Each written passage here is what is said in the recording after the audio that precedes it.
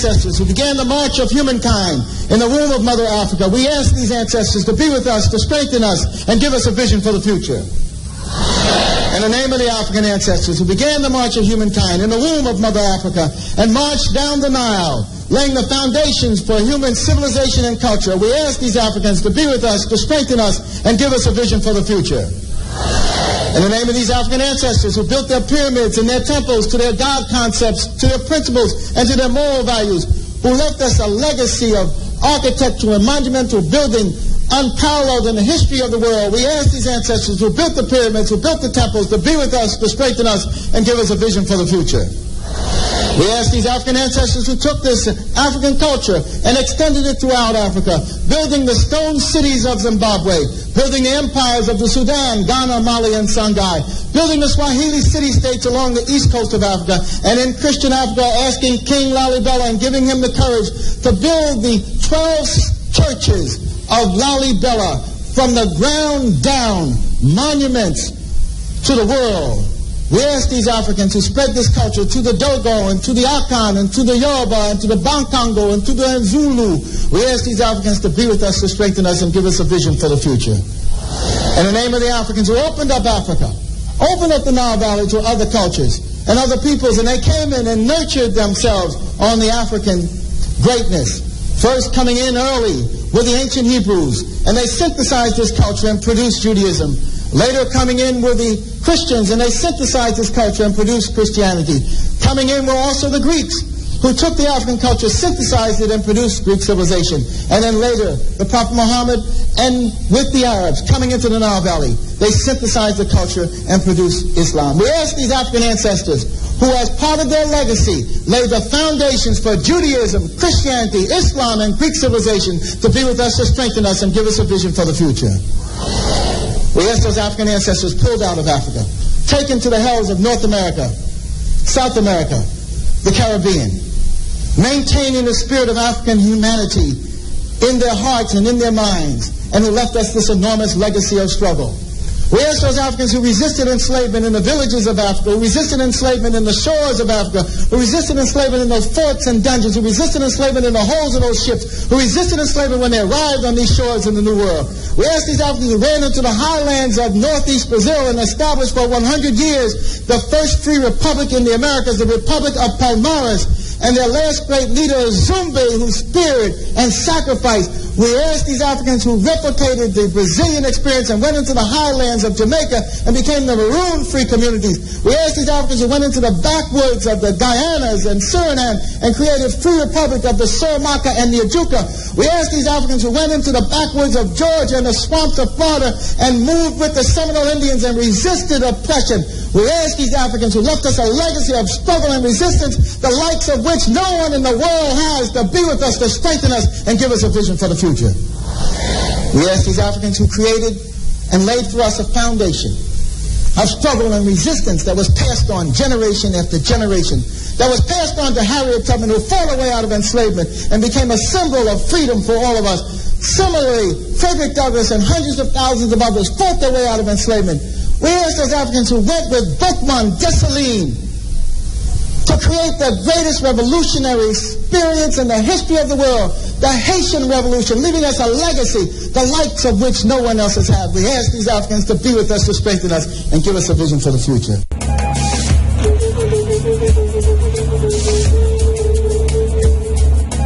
The essence of power is the ability to define someone's reality and have them live according to that definition as though it is a definition of their own choosing.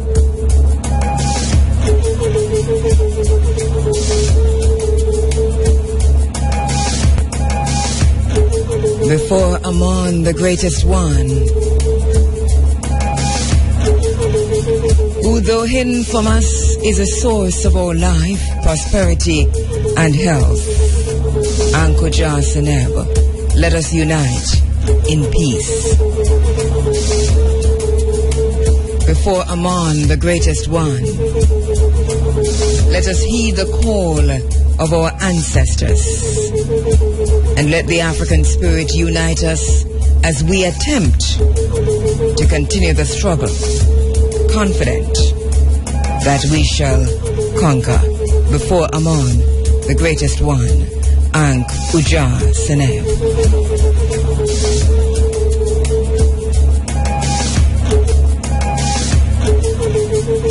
It's Sunday, February 15.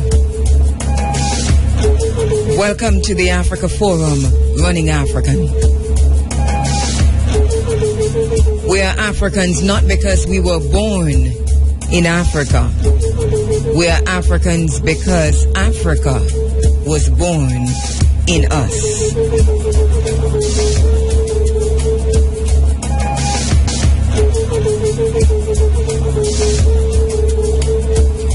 Breaking the cycle of mental control. Understanding that he who holds, or she who holds the land, holds economic power. Good morning to you. My name is Kabo Ma'at Kheru. Thank you very much, Shane Clark. You're inside of the Africa Forum and we go through until 10 o'clock.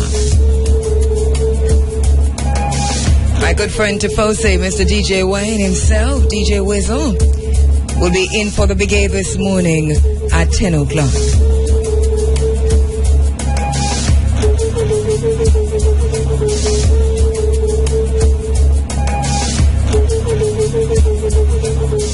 Very, very pleasant morning to you.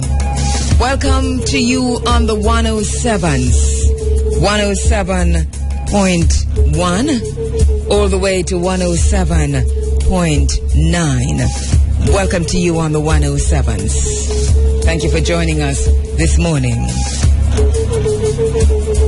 The vision of the program is to reunite the African family for development. That is our vision. Reuniting the African family for development. It's an active process. It's an ongoing process. A luta continua, avitura incerta. Part of our mission includes blazing new paths towards Africa's rendezvous with destiny. Bearing witness, understanding what it means to bear witness. That bearing witness does not mean to watch. Bearing witness means to stand on behalf of, to stand in place of, and to act within the knowledge of my Africanness and my African self. Bearing witness and demanding change. Standing on behalf of Chief Taki, standing on behalf of Yah Asantua, standing on behalf of Hatshepsut, standing on behalf of Queen Mother Nanny of the Maroons. Bearing witness, demanding change. I bear witness for my ancestor, Chief Taki. We know that his name was not Taki, but it's because we know also that that is a name by which so many persons know him, that when we invoke the spirit of Chief Tachi, that we talk about Taki, so that you understand it's one and the same. Bearing witness on behalf of my ancestors. Crafting an African-centered agenda for change and development, honoring my moral obligation to remember.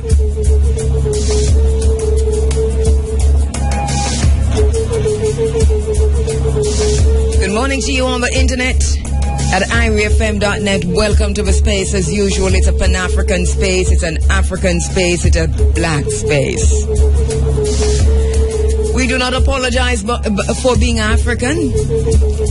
We owe no one an apology for being as African as we are, for being as black as we are. We're proud to be black, strongly so, and standing up in the space of those who understood themselves as being black, who have gone before. Sankofa Ing, looking back, searching for the source, remembering it, remembering it, and of course reintegrating it and using it to go forward. Looking back, facing forward. It's an unfinished revolution. We have come this long. and we have come thus far. And the elephants that brought us have since died. In front of us stand the government. In front of us stand the oppressors. In front of us stand the neo-colonialists. In front of us stand the racists and the classes. In front of us stand the imperialists. In front of us stand the new colonizers.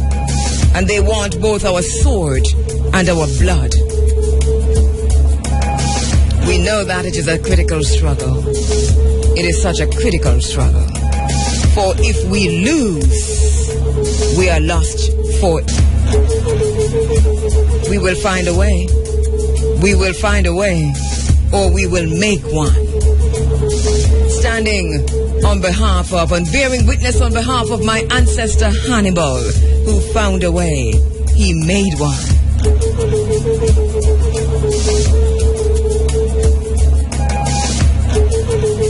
Anko Jarsenel.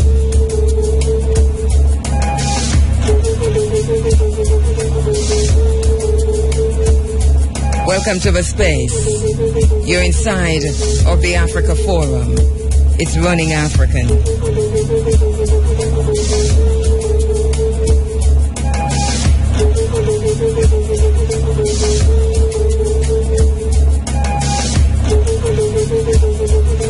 Welcome to you on the 107s on the internet at irefm.net, and welcome on the Android, on the BlackBerry and the iPhone apps. Good morning to you. Welcome, you're welcome to this space, to this place, at this time. We're still inside of African Liberation Month, and the struggle for African liberation continues. Liberation movements and the challenges of good governance are some of the issues that we're focused on this month. And that we're focused on forever, actually, but which we're highlighting more so than ever before across the spectrum. Challenges of good governance from continental Africa to the African diaspora. African Liberation Month.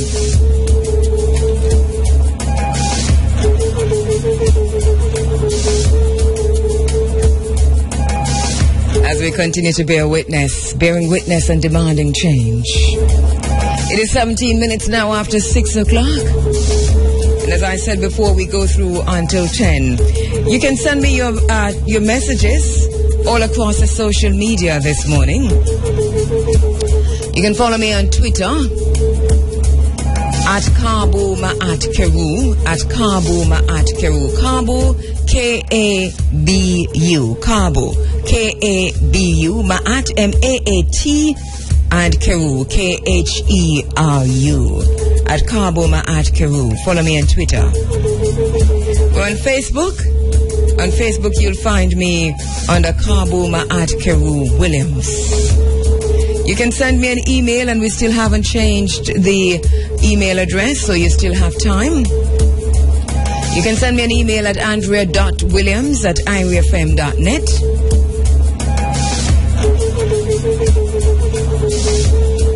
And of course, if you find me on Twitter or Facebook, it is very likely that you'll find my blog, that you'll find me on Foursquare, that you'll find me on Dig, that you'll find me on Reddit, that you'll find me on Pinterest. We're all over the social media. We do not apologize for that either. All right?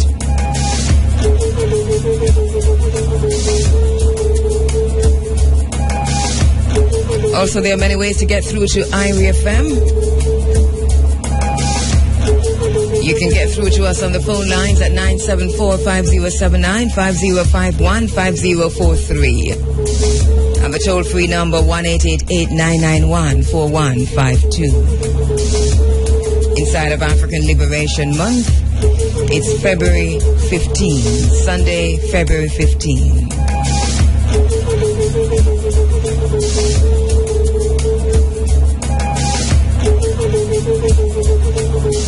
My broadcast assistant this morning is Shamara Preston.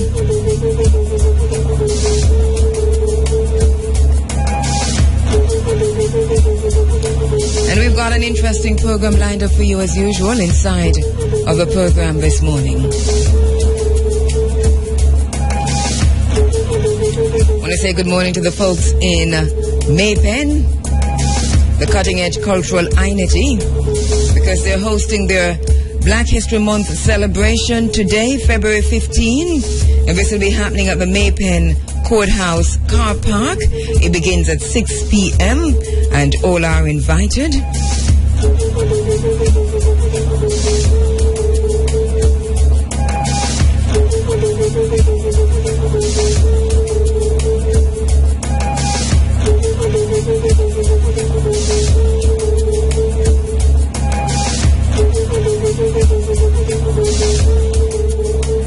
This morning I'm going to be spending some time looking forward, facing forward to the big weekend at the Belmont Academy in Westmoreland. Going to be at the Belmont Academy in Westmoreland for 3 full days. February 20, that's Friday coming. February 21, that's Saturday. And February 22. We're going to be spending some time this morning looking forward to that big weekend.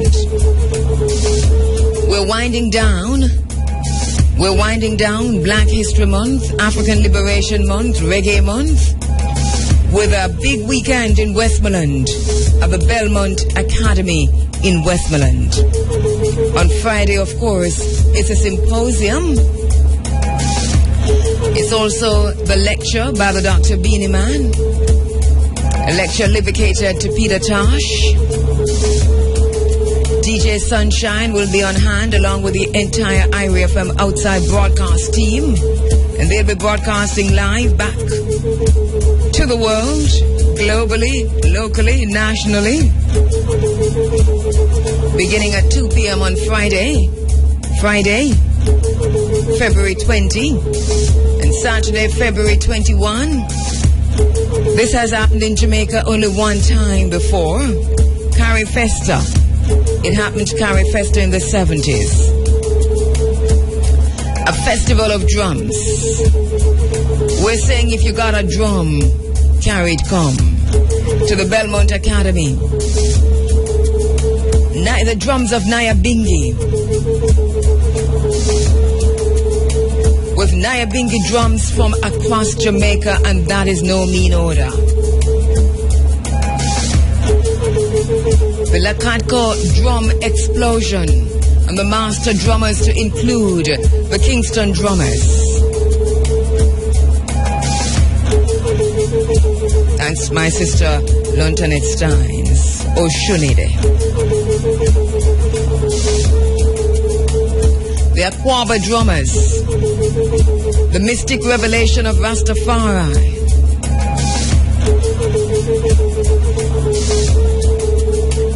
Profai and the Nyabingi drummers, as we said before, drums of Nyabingi. Rasaiva and the Nyabingi drummers, drums of Nyabingi. Prince Tiva and the Sons of Thunder. If you've got a drum, then we're at the Festival of Drums.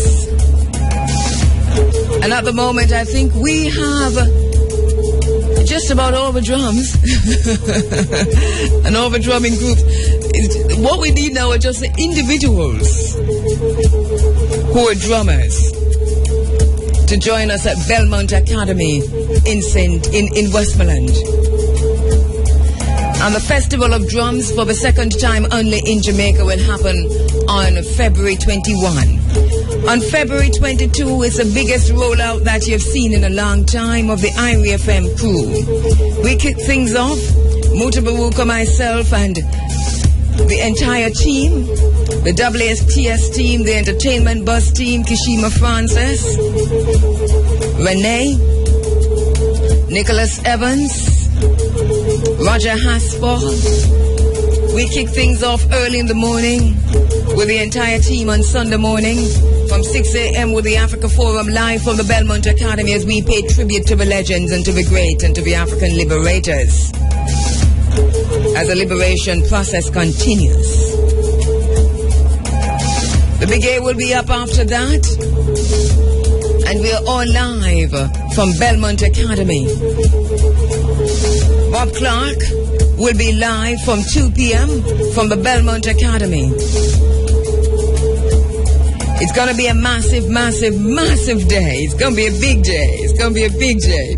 On Sunday, February 22, as we wind things down with a crescendo. So we ask you to join us for the weekend at the Belmont Academy. Note now that there is a change in the venue. We make the change even in the midst of the challenges. We make the change understanding His Imperial Majesty the Emperor Haile Selassie, who says we must become bigger than we have ever been, more courageous, greater in spirit. And so when challenges come our way, and when we are kicked out of the Peter Tosh Memorial Gardens, because we were kicked out, and make no bones about it, we were kicked out, then we become something bigger than we have ever been.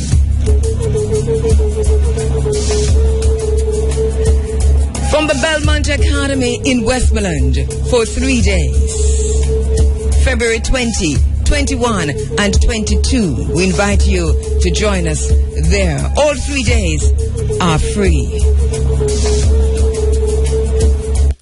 We've got so much to talk about, so much to do this morning, so we're going to be getting right to it. We're looking forward to the weekend.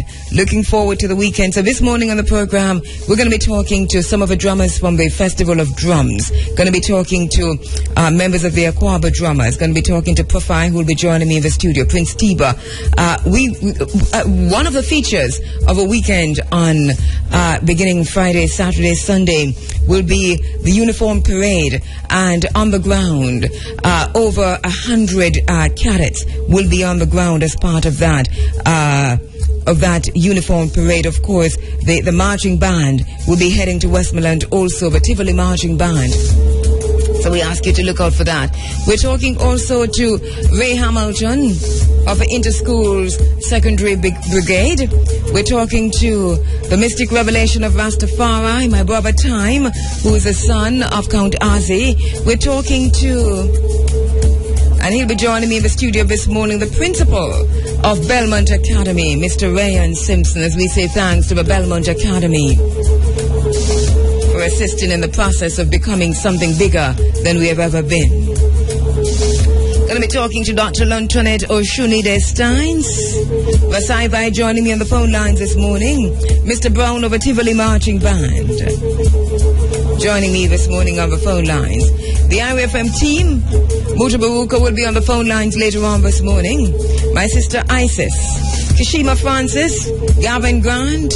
We know our brother Nicholas Evans is feeling just a little bit on the weather, so we'll see Joy Morgan, Samantha Mitu, Roger Hasford, Prophecy, Jabooks, Aisha Bell, Demas, Exile the Brave. From the IWFM team, Bob Clark will be on the phone lines this morning, and hopefully we'll be hearing from our brother Bushman. Of course, our brother Bonga Herman will be on the phone lines. Pastor Hemmings we're talking to about an entire different thing, and we'll tell you about that later. And also Orville Grant. We've got a lot to get through this morning. Uncle Johnson have life, prosperity, and health to you. Indamin Edaru, Tenastalin, Ujambawote.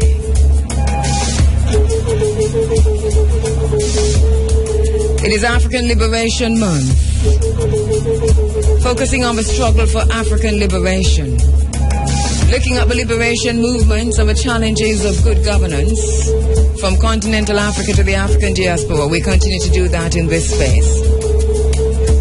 The essence of power is the ability to define someone's reality and have them live according to that definition as though it is a definition of their own choosing.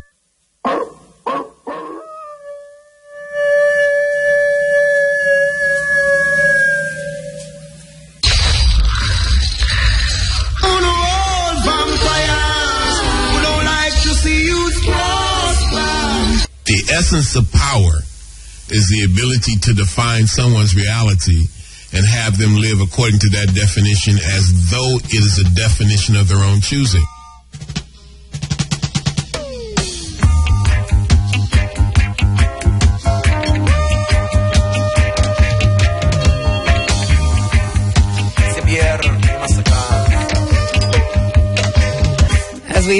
As we pay tribute to the greats, we pay tribute to the greats. We're recruiting soldiers for the army that will be heading to Belmont Academy in Westmoreland for the winding down of Black History African Liberation Month. We're recruiting soldiers for the celebration of great liberators as we wind down Black History Month and Reggae Month. February 20 of the Belmont Academy. February 21 of the Belmont Academy. February 22 of the Belmont Academy. We're recruiting soldiers for Jah Army. We're gonna be paying tribute to the legends. All the legends. And we call their name from the spaces. We'll call their name. You're gonna have to join us on Sunday morning as we call their names. We'll be calling their names from early Sunday morning. We'll be calling their names. The African liberators, those who use their art for activism, and those who are activists on the battlefield.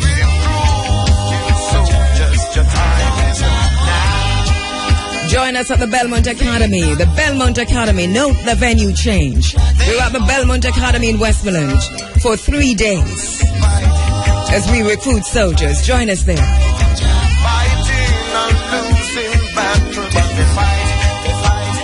Recruiting soldiers for Jah Army.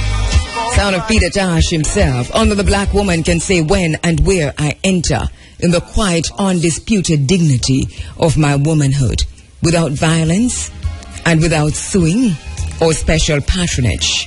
Then and there, the whole race enters with me.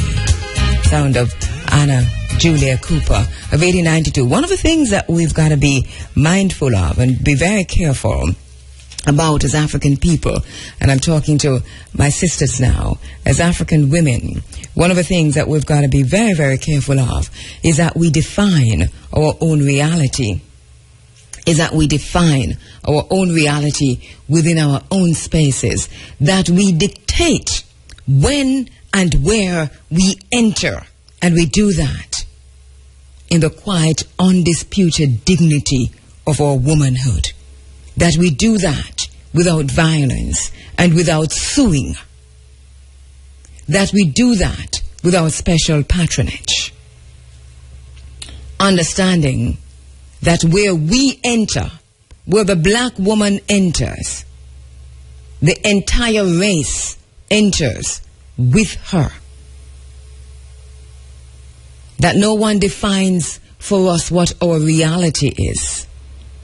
And then we accept that reality as if we chose that reality for ourselves. What you do for yourself depends on what you think of yourself, and what you think of yourself depends on what you know of yourself, and what you know of yourself depends on what you have been told.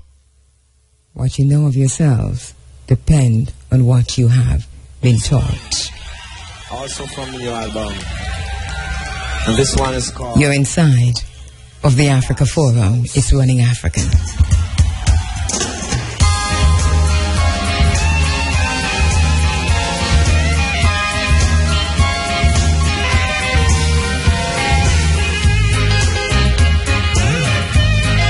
You know, some interesting information coming out of South Africa. In South Africa, and you know, the Ubuntu Awards, I don't know if you know this, but the Ubuntu Awards took place in South Africa on the weekend. But interestingly, the information that we're waking up to this morning, and sometimes since yesterday, is from Mr. Jacob Zuma, the president of South Africa. And he said that foreigners will be banned from owning land in South Africa under new proposals that he outlined on the weekend. And most media outlets are reporting that this morning, that locals will have set limits on the size of their farms under the proposals. The BBC, for example, says that the government is under growing pressure to put more land in the hands of a country's black majority. And now we're hearing from the president that foreigners will soon be banned from owning land in South Africa. Mr. Zuma is quoted as saying, land has become one of the most critical factors in achieving redress for the wrongs of the past. And in this regard, he said, the regulation of land holdings bill will be submitted to Parliament this year. And in the future, foreigners will only be allowed to lease land, not to own it. And he also said that local farmers would not be able to own more than 12,000 hectares. What is interesting about that is that the issue of land is a vexing issue. That is quite true in South Africa, across the continent of Africa. But that in South Africa, foreigners, the definition of foreigners is an interesting one. And so we have to go back now to see how China and the Chinese, and this is one time when we're using the Chinese specifically, understanding that we're talking about individual citizens of China who are defined in South Africa as, to put it simply, as blacks and as Africans and not necessarily foreigners. So now we're going to have to look and remember that land ownership in China right now, the issue of land ownership, first you have the apartheid situation, which is ongoing, where land is in the hands of the white majority, and so that African people, black people in South Africa, hardly own land. So it's a white majority ownership of land. Then there is Indian ownership of land. Then there is Chinese ownership of land. And now China, I think, is moving quickly ahead of even whites in South Africa in terms of the rate at which China is buying up land in South Africa. What about that land that has already been bought, like in recent times? What kind of land reform are we going to see in South Africa? And can President Zuma, or any South African president for that matter, even venture into Robert Mugabe's territory, which is to say land reclamation? Because remember, Mugabe was a darling of the West as long as there was no reclamation or reclaiming of a land. But the minute he started reclaiming land, even the black people across the world turned on him in some serious ways. If you turned on him because he was always a darling of the West and didn't even care two hoots about his own people in terms of land ownership for a very, very long time, then that's one thing. But the way in which we have turned, and the West, and even black in the West, have turned on Robert Mugabe for saying that we must reclaim land, is interesting to say the least.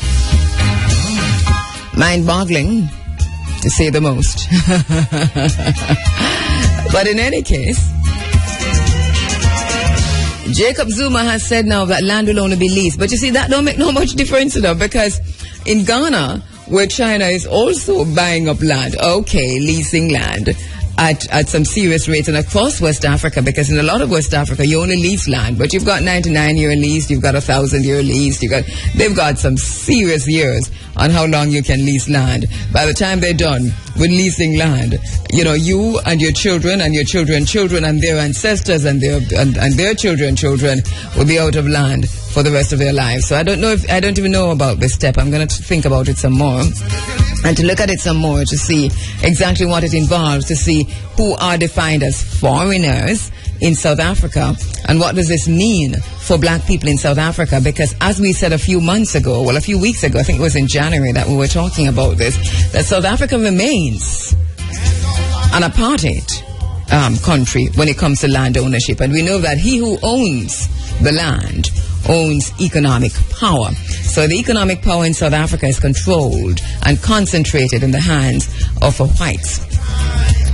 And now China has stepped in a vicious way, claiming and owning land. In Ethiopia, where I think you're going to have to lease land to, Ethiopia, you can now safely say, mostly belong to China. We're going to have to call a spade, and get our heads out of the sand and take off the rose-tinted glasses at which we're looking at the world, to look at our own situation, to look at ourselves in the mirror and to ask, how long are we going to remain in this condition? And sometimes it starts with just saying to the person next to you, black or white, that we don't bow to black or white down pressers. And you ain't going to define my reality for me. I define my own reality. You don't tell me who I am and what I am and how I should be. That I define that for myself within my own Africanness, within my own blackness. And that you can't tell me how to do. You are not going to psych me out or put me on a guilt trip for being black and for saying that I am black and saying that I am proud to be so. You're not going to define for me my role then as a black person, especially as a black woman. Because as I said before, in the words of Anna Julia Cooper, only the black woman can say when and where I enter. I say when, I say where. And when I do, it is with the vision of reuniting the African family for development, so that where I enter, I leave that door open for the entire race, for my little black daughters, for my little black sisters, for my little black sons, for my little black brothers, for my husband, for his father and his father before him.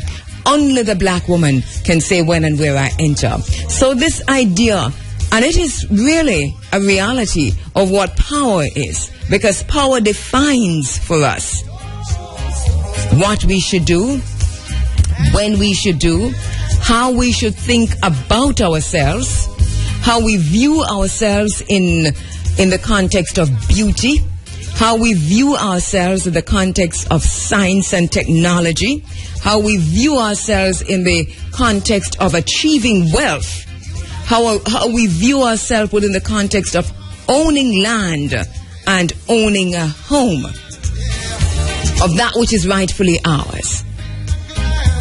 And a lot of time the telling of how we should stand back, the defining of ourselves as people who should stand back, is done by those who have been brainwashed, by those who are the lackeys, by those who themselves are dressed in black skin but are really the agents of white supremacy. They look like us. I was a few weeks ago, you heard the fishermen, the fisherfolk from Fisherman's Beach on the program with me, talking about the problem they were having and not understanding exactly what the UDC had in mind in terms of beautifying Otorias and the plans for Otorias and so on. So we were always concerned about the meetings that were being held and so on. And the fisherfolk asked from time to time, when they call and call us from time to time to say, will you attend this meeting? And we have attended many meetings with the fisherfolk, and one of the things that we have found from time to time is that meetings have been cancelled and cancelled and cancelled and cancelled. Well, last week, Thursday, which was the 12th, there was a meeting here in Otorias, and the meeting was called by the UDC, and the fisherfolk were invited to that meeting. They called me to say, will you attend the meeting to help us to protect our rights, to help us to define who we are in terms of when and where we enter. And they called the ministers fraternal to say,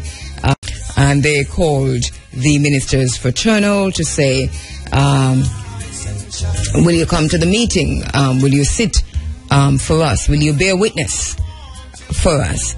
And so, it was really difficult because here at IRFM we had a team who, including myself, who had to go to Westmoreland, to the Belmont Academy, because we had suddenly been asked to leave the Peter Tosh Memorial Gardens for the event we were having on the weekend, and now we had to literally scamper to find a place for the event. And so we were heading to Westmoreland to meet with the principal of the Belmont Academy to kind of work out how things were going to be going. And so it was difficult for us to cancel that meeting. The ministers fraternal themselves, as you heard, Pastor Mullings said to Mutabaruka a few Thursdays ago in his own program that they had seminars. Pastor Hemmings had a seminar in Mandeville, I think. Pastor Mullings had a seminar somewhere else, I think it was in Kingston. But it was very difficult to make that Thursday the 12th meeting. The Fisher folk themselves could not make the meeting, but the UDC insisted, and so the meeting happened. And so we decided that we were going to push back the time we would leave for Westmoreland, that is a team, and the ministers fraternal decided that at least one or two persons would sacrifice one of the trips that they were engaged to see through. And so we went. When I got there, the Anglican Church Hall was full. The table was all set. The podium was there. The microphone was set, and so on. And when I looked in, I saw lots of people that I knew. Most of them were fisher folk. A lot of them were not fisher folk. Some were politicians. Some were. I saw representatives from the ministers fraternal. I saw ordinary people with an interest there. So we walked up to the church hall. First, you have to step into a little foyer, and then from the foyer, then there is a second area before you actually step up into the building. But before we could step into the first foyer, in other words, we're still outside now. Park the car, still outside. We were met by a lady who seemed to be the one who was handing out booklets or handing out programs or handing out something. But she was there at the very beginning, and this is a woman who's is wearing a pantsuit, and she stood in the middle of the area just before you step into the foyer, and she said the press is not invited. She said this is a private meeting, and we said we're from IRFM. We were wearing our IRFM shirts, and so she said no. You're not invited. You're not going to be allowed to enter this building. Right? I'm paraphrasing. So we stood there and we said, well, I said, the team was there, I said to myself, well, I'm going to enter. I know I'm going to enter. I know I'm going to go in. And she stood there, and I looked at my situation. I walked away a bit. I called our news editor, Franklin McKnight, to let him know what was happening here. And, came back in. I called my managing director to say this is what is happening, and I'm going to go in, so that prepare yourself to bail me because I'm going in. Anyway, so I walked by her in that first section, and she was not pleased. And I went, and I'm standing in the very first section, but I passed her, and I still have a second section before I made it into the church, which is a proper foyer now, before we actually enter the church hall. And what happened? She came to me and she said, you cannot come in. This is a private meeting. You cannot come in. I'm looking at it. I'm saying this is not a private meeting. You've got a microphone set up. You've got a table set up there. The windows are open. The doors are open. This is the Anglican Church Hall. This is not a private meeting. Plus, we were invited. Who invited you? The Fisher folk invited me. Well, they don't have the right to invite you. Well, I said, well, I'm here and I'm not going anywhere. In a few minutes' time, I saw a gentleman coming, very red of skin, coming in, looking, more closer to a white Jamaican. And so he came to me and he stood in front of me in a very intimidating fashion and he said, this is a private meeting. You can't stay here. And I said, why? And he said, because it's a private meeting. And I said, this is not a private meeting. It cannot be a private meeting because if you look up at the podium and at the table that is spread with white cloth and all, those are government ministers. I look up and I see Member of Parliament for part of St. Mary and Minister without portfolio in the Ministry of Works and so on, Dr. Maurice Sky, who I know very well. We went to the same high school at different times, granted, and he was a practicing medical doctor in my community and so on. So we do know Dr. Guy very, very, very, very well, and he's been on this program on many, many occasions, someone we have defended in this space and every time we open our mouths, because we know that he's a hard-working Member of Parliament. And so he was sitting at the table. I looked and I saw my good friend Dr. Crooks, who is also a very good friend to the program, and I realized that he was representing the tourism beautification development product, not TPDCO, but what's it called? The local tourism organization that deals with beautification of the different communities. All right, I'll soon get the proper name. And so Dr. Crooks was there, and I look and I saw, was that Dr. Gordon Shirley? I said to myself, and I said, yeah, it looked like him. And then I looked and I saw KD Knight, and I'm saying this is a high-level meeting. This is a meeting of the highest level. The only person who's not here is the Prime Minister. I look and I saw Mr. Luther Buchanan, and I'm saying, no, this is a very high-level meeting. It's not a private meeting. It's a very, very high-level meeting. And they have carried out the big guns, the big guns, to talk to the fisher folk here this morning.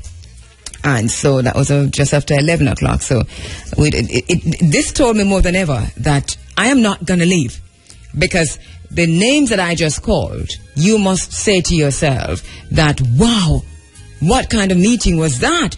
And when I looked and I saw the general manager of a UDC, Mr. Malcolm, those are some big guns in it. And I don't even start calling out all the names yet, but I'm just telling you at the high level at which the thing was functioning.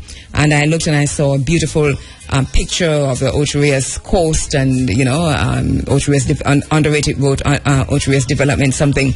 And I'm saying, no, this is not an ordinary meeting to tell the fisher folk that we're going to take you from Fisherman's Beach and then put you back in 3 months or put you back in 5 months. This is a bigger something. In other words, it appeared to me just by looking at the setup that the decisions were already taken and the biggest guns were hauled out to come talk to the fisher folk, either patronizingly, condescendingly, which I heard, or totally above their heads, which I also heard. All right. So we stood there, and then I realized that I wasn't hearing good enough because the microphone was there. Even though it was a private meeting, people were on microphones, which is interesting, and the doors are wide open. But anyway, so this man came to me, and he was saying to me that, no, you can't go in.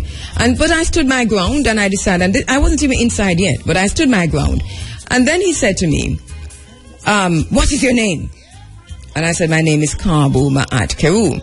And I said, what is yours? And he said, my name is Paul Robertson. And he walked away. And I walked further into the foyer now. I'm standing. The woman who was standing, she became almost, she was upset. And so she came and she stood behind me and she was talking on her phone loudly, and she was walking around me on her phone trying to intimidate me, loudly on her phone. And the thing is going on, and she's standing beside me on her phone and using her body, almost touching me, like a wheeling herself in a way. And I'm thinking, this woman is really getting on my nerves now. Anyway, I stood quietly. I had my coffee cup in my hand, and I stood quietly and I was trying to listen. And she didn't move until Mr. Paul Robertson came back, stood in front of me. There was hardly air between us to breathe. He was standing so close to me. And he told me, you have to leave. You cannot come in. You have to leave. And I said to him, I'm not leaving. He said, I asked you nicely. I said, how are you going to get me out of here? How do you propose to get me out of here? He said, I'm not going to touch you. I said, I didn't even say that. I didn't think for a minute that you would have touched me. But how do you propose to get me out of here, sir? And he wheeled away, and then they went up to the table, and they conferred in a kind of a whispering kind of a way with Dr. Guy and Luther Buchanan and the UDC general manager. I don't know what they were saying. I can't tell you. My good friend Dr. Crooks came up, and Dr. Crooks, you're my good friend. He came and he stood in front of me, and Dr. Crooks was interesting because Dr. Crooks managed to send 2 messages at one time. From the back, he was sending messages to his colleagues, one thing, and from the front, he was sending a message to me, another thing. Now, I learned on Thursday what it meant to stand your ground. I learned that. That's the first thing. The second thing I learned on Thursday is that if you decide to stand for something, once you're in the process of standing and you have all levels of intimidation coming at you, that it is a difficult place to be in. But I learned something about myself on Thursday also. I learned something about my own self. And what I learned about me was that my activism, my advocacy, and my bearing witness on behalf of Chief Taki and Nanny of the Maroons and so on is real. Because I'm not saying to you that I didn't feel a level of fear.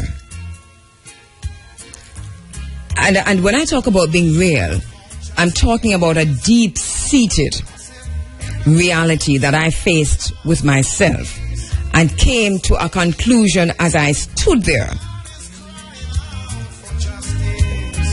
And we don't talk about death, we talk about living.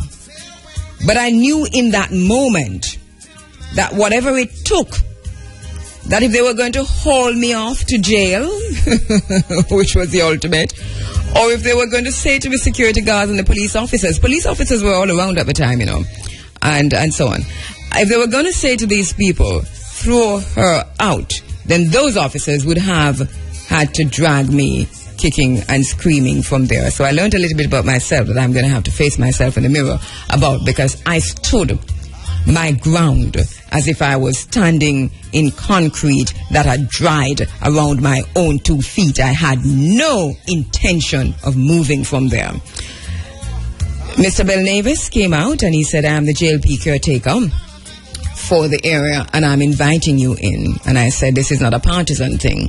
I'm not going in there on a JLP or a PNP ticket. I'm a member, I'm a citizen, and I'm a stakeholder. I'm looking at a table and I'm seeing government ministers who I pay, and they have a microphone and a podium. I have a right to be here, and I'm not going inside on a JLP invitation or a PNP invitation. So I stood there for as long as I could. I made a gesture to Dr. Guy and the team at the table, which really was to lift my 2 hands in the gesture of saying, why?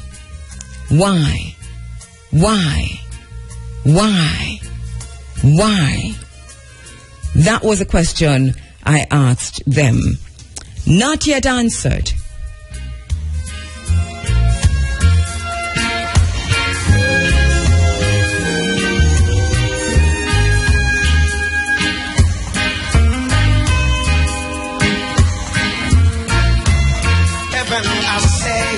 You know, Pastor Hemmings from the Ministers Fraternal was there, and he came out because he had an appointment, and I said to him, Pastor, Reverend, I don't think you should leave because the people have no representation. And he said, you know, I have to leave. And I saw him struggle with that, and I saw him struggle with that, and he went back in and he sat down.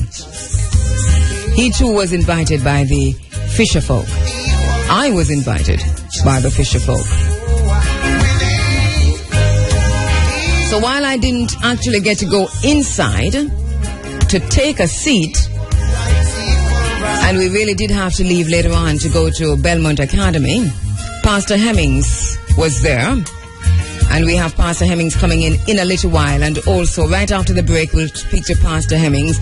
And then right after that, well, along with Pastor Hemmings, we'll have Mr. Lawrence representing the fisher folk on the phone line, just to quickly tell us what happened there, what they understood to have happened there, and where we go from here. But equal rights and justice is what we're calling for. Don't press a man. Where you gonna run?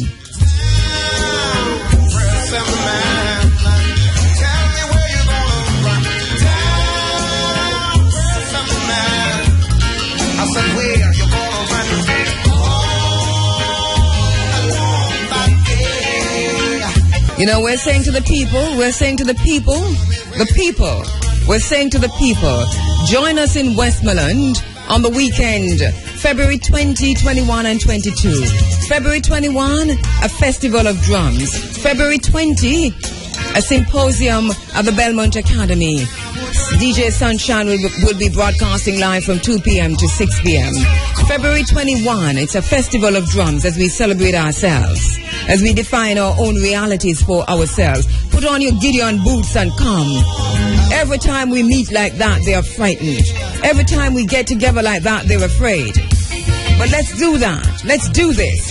February 22, Sunday, February 22, we'll be calling their names. We'll be calling their names.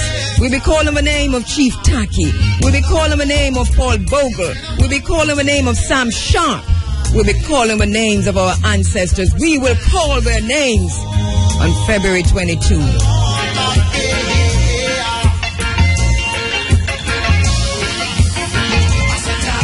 As we bear witness on behalf of our ancestors, understanding now that the struggle is our struggle, understanding now that it's our time now. It's an unfinished revolution, and we're gonna finish it. The essence of power is the ability to define someone's reality and have them live according to that definition as though it is a definition of their own choosing. The essence of power is the ability to define someone's reality and have them live according to that definition as though it is a definition of their own choosing. We're back with you inside of the Africa Forum, Running African. Going to be going to the phone lines to speak with Reverend Hemmings and also with Mr. Lawrence. Mr. Lawrence speaking on behalf of the Fisher Folk. Reverend Hemmings was at the meeting. He is representing the Ministers Fraternal, and they both join me live on the phone lines right now. Pastor Hemmings, good morning. How are you doing? I'm doing good. All right. Thank you so much for joining. Mr. Lawrence, are you there? Yes, ma'am. All right. Thank you so much for joining both.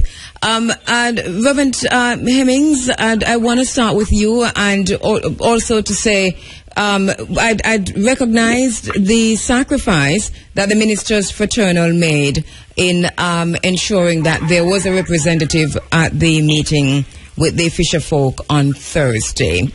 The Fisher Folk were very concerned, and so about going to that meeting without representation, and so they reached out to yourself, the Ministers Fraternal, and also to myself to be present there.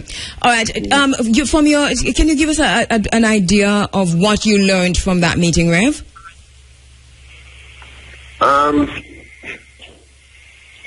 Yeah, I'll begin by saying that I have committed not ever to become cynical in life.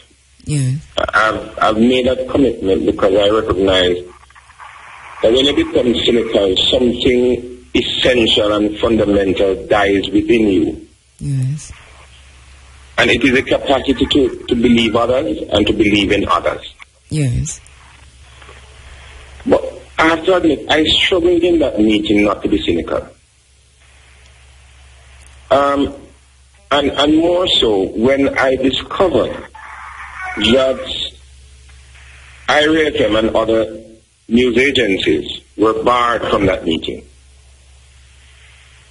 I struggled because all of last week, I think 3 or 4 days, UDC was in the news, making positive, announcements, and really, I think they were on a bounce as it relates to public relations. But here were they in this meeting, announcing all the good news for these people, telling them, how wonderful a thing it is. And yet, they were not prepared to admit certain persons to sit in. And I'm wondering, I'm simply wondering, I'm not suggesting, but I'm wondering, if it is that they were not willing to be held accountable for all those promises that they made in that meeting. I'm just wondering. And I think that is a very good place to be, because it is a critical thinking, and we're not talking about criticizing for those persons who tend to say when we say critical thinking, we're talking about criticizing. It is analyzing what happened there that has led you to this place of ambivalence. Right. All right. Mr. Lawrence. Yes, ma'am. Can you say how many of the fisher folk were represented at the meeting? Any idea? An estimate? Yeah, I think more than 25 first were there. Right. Right. When you were invited, what did you think that was going to happen? All right, the main concern that posed to me up till now, that they had a plan and a projector about the private property of FisherMan Beach. And without any knowledge of FisherMan, that was the operation that's going to take place. And then they are willing to say that they are willing to take an adjustment. Now, if it's a private place, if you had planned for the property, you'd have to first contact the owner. And they didn't go through that procedure to contact the owner. All they do had a projector. That means they had a whole plan for themselves already installed and up and plan to run. Because there's no way that you can set plan and then plan for the owner of the property to make an adjustment. So that's what some the fishermen up till now that they can't be in agreement with. And that is something that I noticed, Pastor Hemmings. That's something I noticed and I said to myself, so they're prepared with a screen and projector, and when I listened to Mr. Luther Buchanan, I got the impression that decisions were already made regarding fishermen. They were already made because you have to listen to language. They were willing to make allowance for a little tweak here and there. That's what they said. Tweaking. Tweaking is not adjusting. What did you get from there? What the plans were for Fisherman's Beach, and the impression I got is that the whole concept of Fisherman's Beach is about to be fundamentally transformed. They are proposing this in the name of development. Well, I have my own views on our approaches to development, but this is not the place for it. But what is being proposed here is going to change the whole concept of Fisherman's Beach.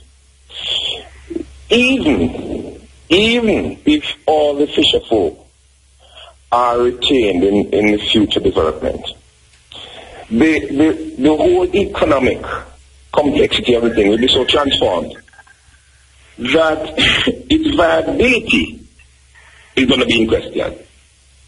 We had a meeting with the fisher folk the day before and draw to their attention the fact that next door to them was a development that is almost a white elephant now. Mm-hmm. You see what I'm saying? Yes. And I see the proposals of the UDC along those same lines. Mm-hmm. When like persons are trying to sell this thing to talk about highway coming from Kingston to Ocherous, bringing persons here in 45 minutes, and a man will be in Kingston and want a fish and just get in his vehicle and come to Ocherous to buy fish. That is absolute foolishness. That's rubbish. He can do that now if he wants. He can do that now if he wants. Yes. The viability of fisherman's beach operation has never depended on that kind of clientele. It is the local ordinary persons in and around Ocherous who want to, they are the ones who have to keep this thing viable. Mm-hmm. Mm-hmm. Now, what they are planning there, it is going to so increase the overhead that the cost at which fishermen, the operators would have to sell the thing, it is going to alienate the present clientele. And so that that is why me being there, I'm a stakeholder, and everybody else who was there is a stakeholder. If you stop at Fisherman Beach, even if you don't eat fish, and you stop there and just sit down on the beach, and lime and talk and hold two joke with the fisher folk, you are a stakeholder. So and that is why I'm concerned, because what I saw on the projector told me that the development that they have in mind will actually exclude. It will as we have seen right next door to Fisherman's Beach now. What they propose, if you are not careful, the present clientele in the future will be seen as harassers of tourists.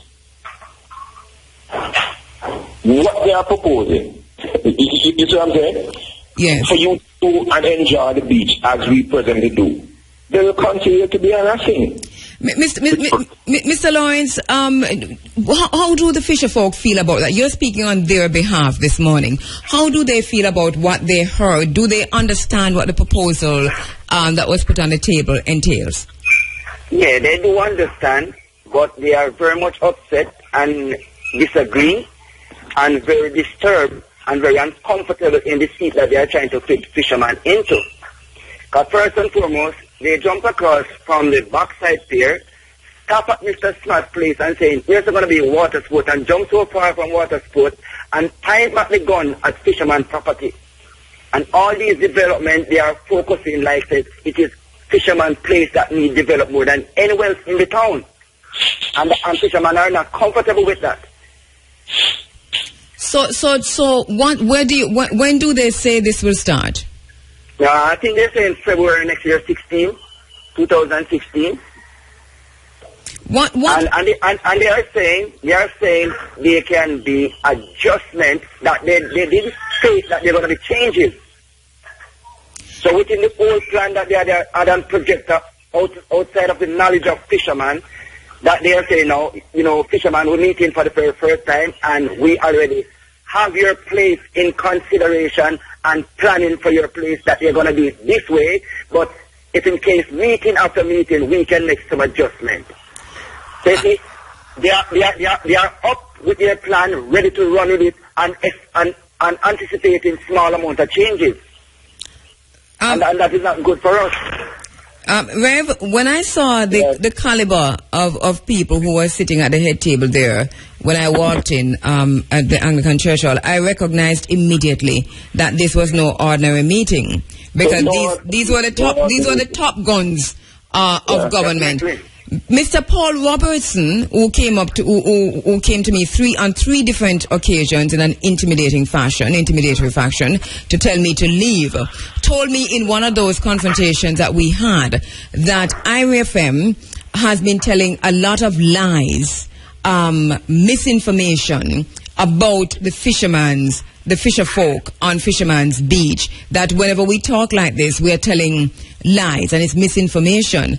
Reverend Hemmings, that perception that he has, I don't think I can change it, because wherever it is coming from, he's comfortable with it. But what if there's a truth to be known? You are there. You're a pastor. You're a reverend. You belong to a wider body of the ministers fraternal. You're a minister yourself. What, if any, truth is to be known? Would you want the public to know as we try to understand what is happening here? Well, what I heard of the presentation, that did not indicate any downside. That did not indicate, any possible challenges. And any one-sided presentation like that is really designed to mislead. It is designed to call persons to make decisions without being in possession of all the facts. Yes. The presentation was too one-sided and really, in my mind, was designed to bamboozle the ordinary people. That's what I thought. Yes. That's what I thought. I'm not saying what they presented might not be what they have in mind. Yes. I'm not saying that what they presented is not what they believe in and that they don't feel good about it. Yes. But I'm saying enough work should be done to indicate what are the downsides to this thing so that persons can make properly informed decisions as to how they go forward. And I'm saying the changes that this is going to make to the whole operation and the implications of those changes need to be outlined to the people so that they can fully understand. Pastor, is the Ministers Fraternal against development? Oh, certainly not. Certainly not. I mean, I did not even speak in the meeting. Yes. Because I did not want to give that impression. Yes. As if we are against. Yes, certainly not. But we are for the kind of development, one, that does not necessarily seek to mimic other cultures.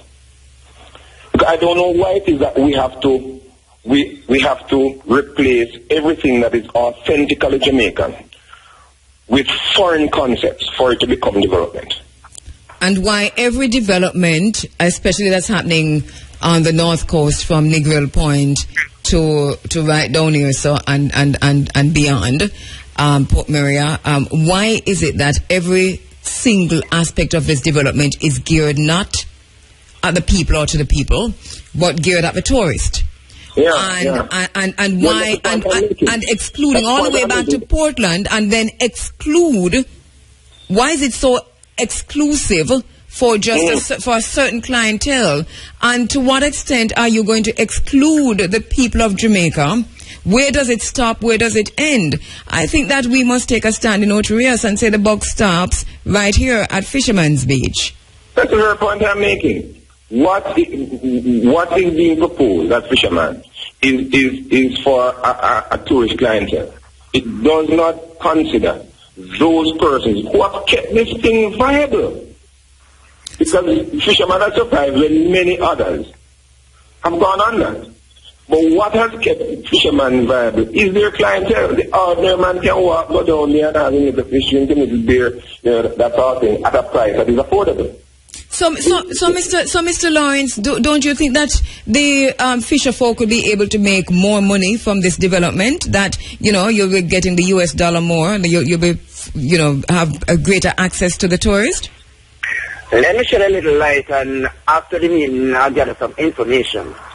I spoke to one of the colleagues, and they are saying that it's not going to be rent, not more likely like a rent. It's going to be like a lease, and the lease is going to be like 20 years and the on, just like how they do with the bypass road.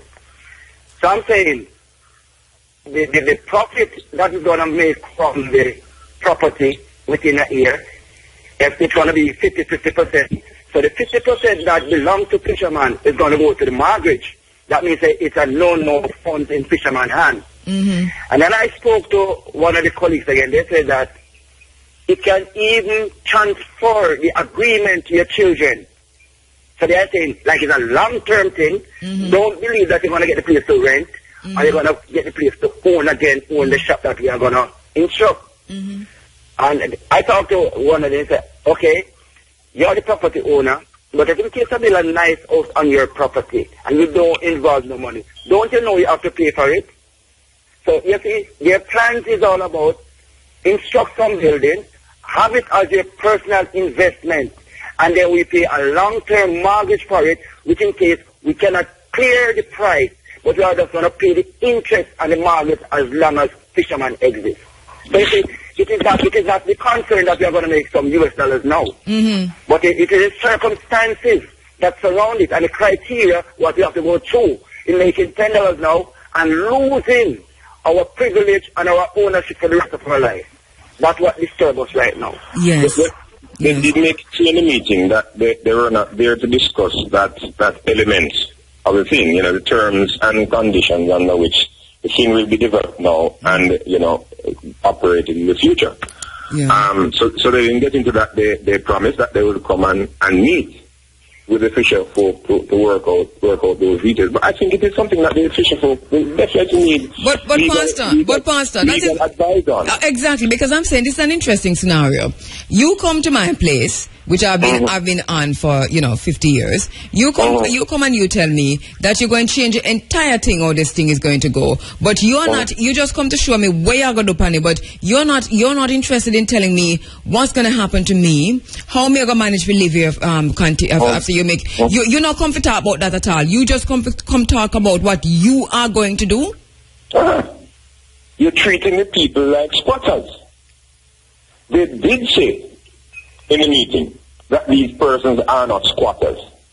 But the basis on which they have proceeded is as if these are ordinary squatters. They are at liberty to do with the people's property what they will. The fisher folk. They're definitely going to need some legal advice. Yes. And I think it should not be at their cost.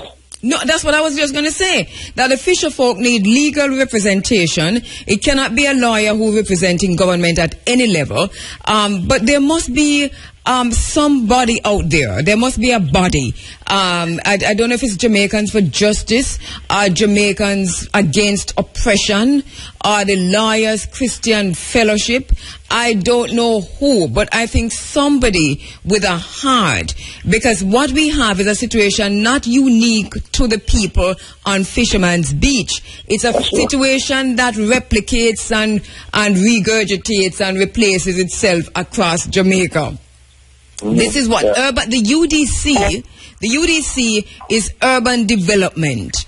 And I don't know, somebody have explained the mandate of the UDC to me. I do not understand it.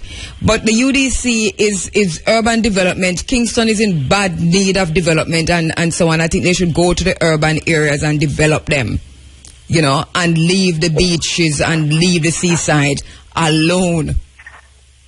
I don't know when we start calling the sea urban. But Pastor, where do we go from here? What happens now? What is there a plan that the ministers fraternal have? Well, we were really invited by the fisher folk, as you at IRS and more, to give an ear and to offer whatever advice we can, and we stand ready to continue to do that.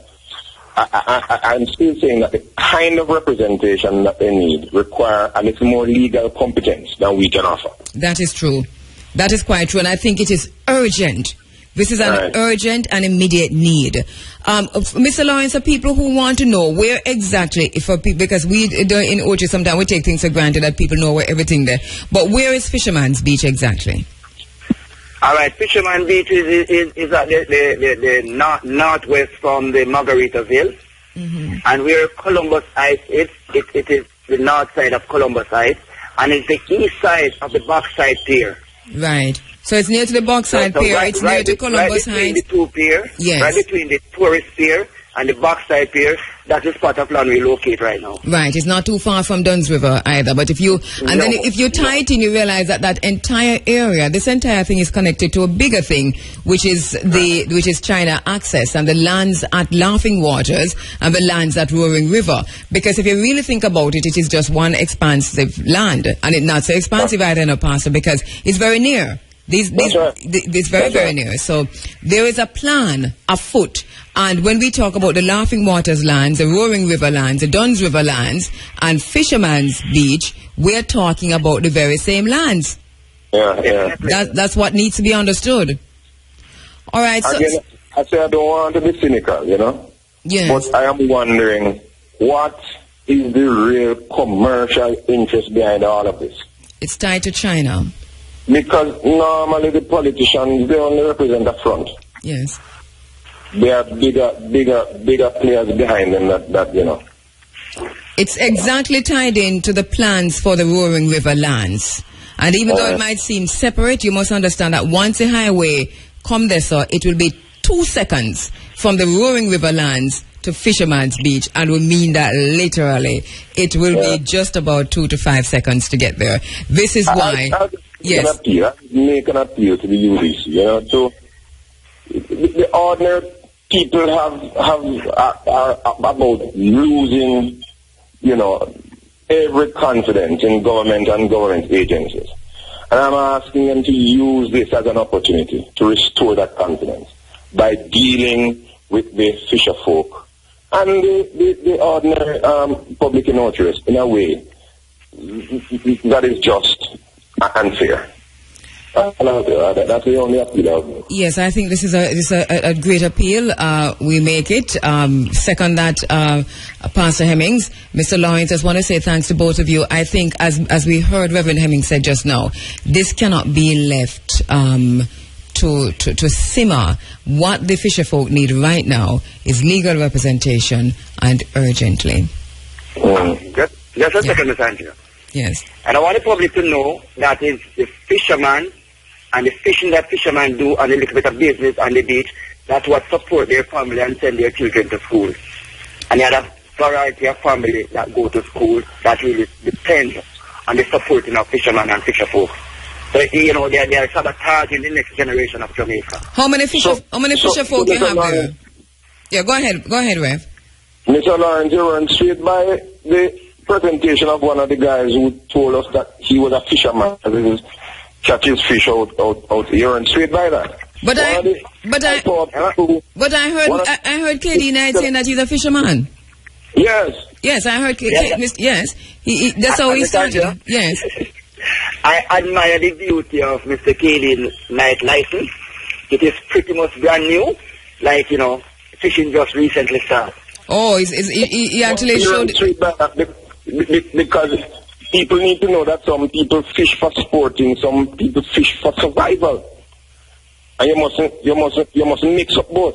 And that is why, and that's why we talk about the patronizing, condescending way in which the people were spoken to. Because Mr. KD Knight started off by saying that he himself is a fisherman and him catch fish and so on. And you're standing there as one of, you know, you're okay. You know, you're KD Knight, and you're talking to people who, from day to day, they don't know where the next meal is coming from. One thing they're sure, though, is that it can come from the sea. It can come from the sea. If you mix up fishing for sport with fishing for survival, you're trivializing a people's livelihood. Definitely. We're going, and well said, Rev. I know the minister's fraternal is on top of this. We will still try and get the UDC's comment on what their plans are. I want to say to my very good friends, and you know, I know a lot of the people sitting at the table there. I had to face myself when I went home, and even before I went home, I had to ask myself some good questions. These are people that I know personally. My good friend Dr. Cooks was there, and I'm saying, Doctor, you have to represent the people. There's no other way to represent people than to represent people. Dr. Guy, you've always been a people person. You don't need no lot or part in this at all.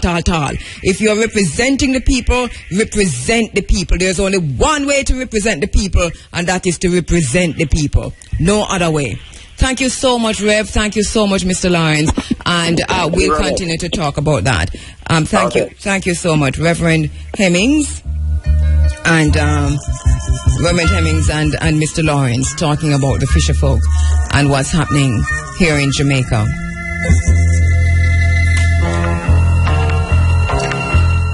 The essence of power is the ability to define someone's reality and have them live according to that definition as though it is a definition of their own choosing.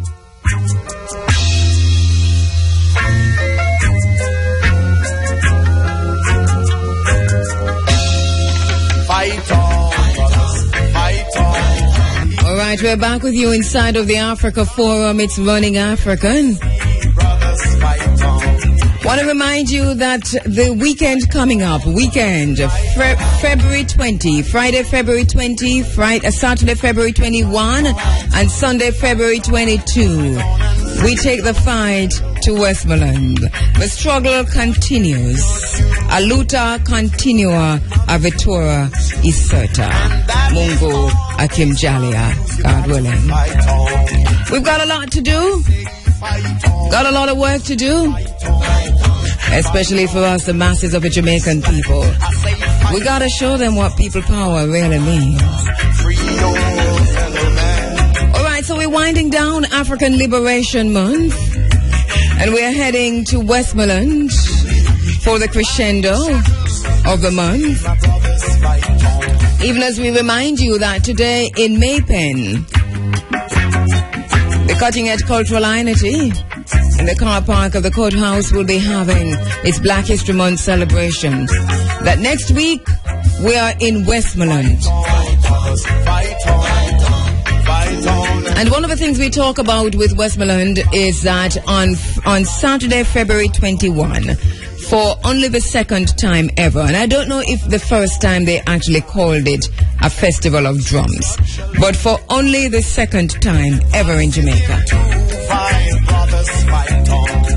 a festival of drums. And I'm joined in the studio right now by my own colleague, Gavin Grant,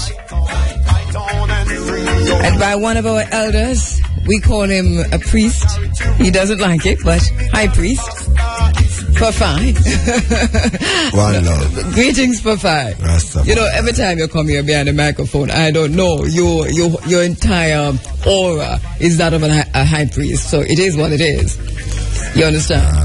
It is what it is. Yes. Gavin, morning. Good morning. Morning. All right, welcome. We're looking forward to winding things down, and here we are talking about the big weekend in Westmoreland starting from Friday. But we're going to kick off with looking at something that is new to IRI FM and fairly new to Jamaica, which is a festival of drums. You start first, Gavin, and tell us what are the plans for the festival of drums. Well, plans are in high gear. For one, I'm very overly excited about this one. I can tell. But believe me, he totally is. Yes, you know, because of my first-hand experience with drums back in high school, being in a marching band.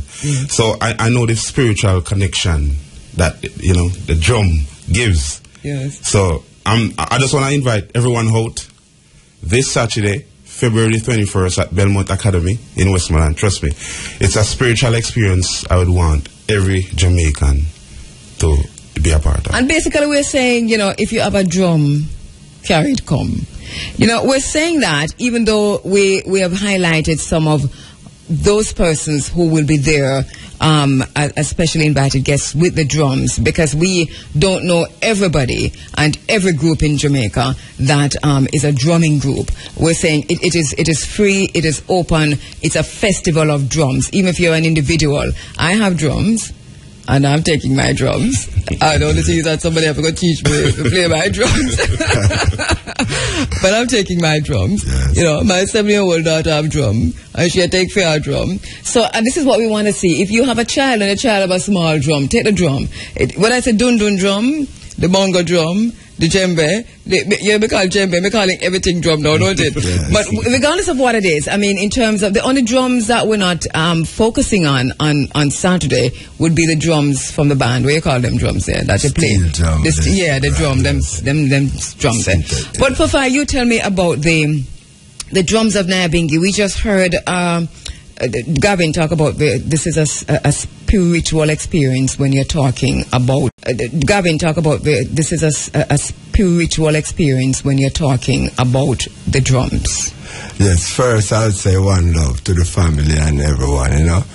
I was just outside listening to the guys talking about the big guns and thing, and something come in my mind, you know. This good morning, everyone saying good morning, and it's really bad. The people are saying good morning. So I rather say one love, blessed are healer, you know. Uncle Johnson, yeah, that's what I have to say. But to the drumming now, first, when Nyabingi brethren are sistering are drumming, it's not good to have disturbance at the time. Like someone come in and start another drumming.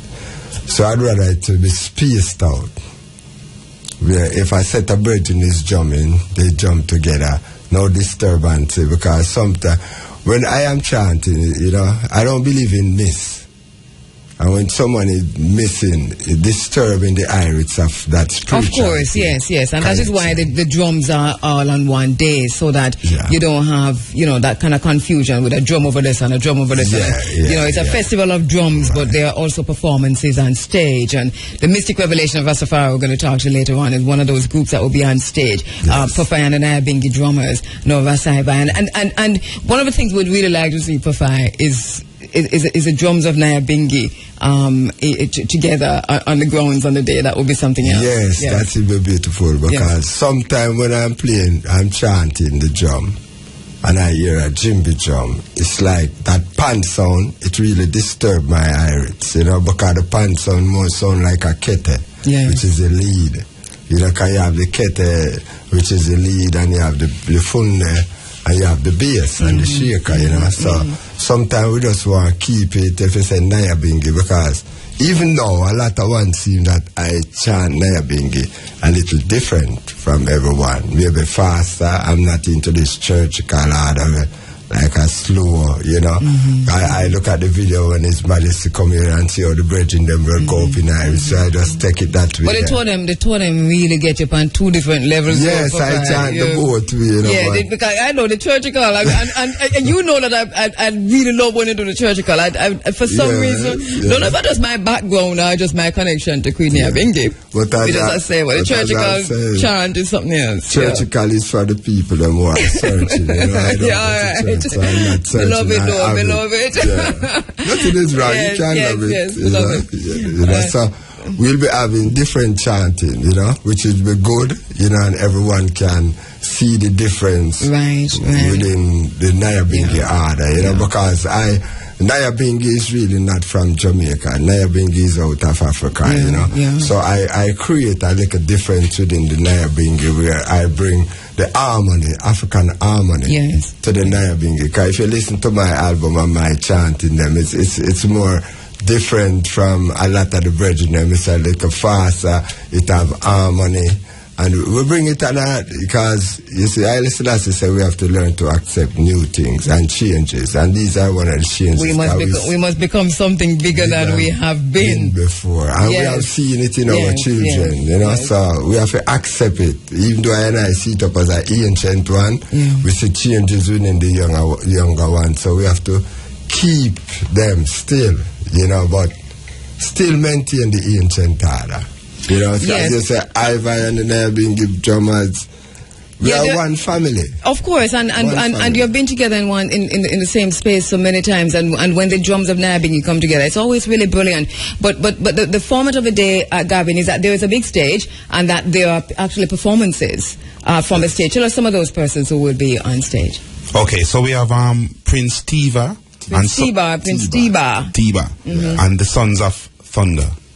Ras Haivai and the Nyabingi drummers, Pufai and the Nyabingi drummers, Akwaba drummers, Lakadko Drum Explosion Orchestra and friends. And I must say thanks to Dr. Lantonette or Shunede Steins, because she actually, the minute I spoke to her about the Festival of Drums, Pufai, this is interesting, it's similar to you, and the minute I spoke to Shunede, I said, we need... we have this idea for a festival of drums, and I didn't get much further. And she said, we just for a few minutes we talked, and then she hung up the phone, and within a few minutes she called back and said, listen, we've got it. And I don't know if you have information there, but I know she's going to come on the line shortly to tell us about what we will hear and experience on stage from the group, from the Lakadko Drum Explosion Orchestra. Yeah, it's going to be brilliant. And you can tell the people the time. Yes. What time is it? All right, Saturday we're starting at 9 a.m. Right. 9 a.m. and we go through for the entire day.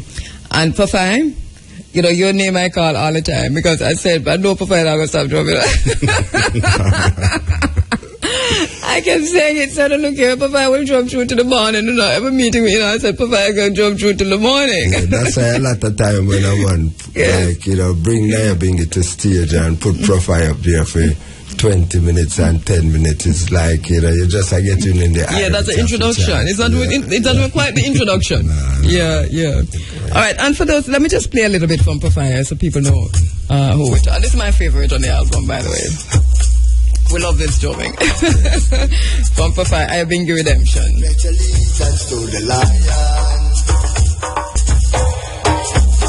You know, we were at 9 Miles last week, and I heard this, I was way far up, on the stage area with Mucha, and I heard this in the background.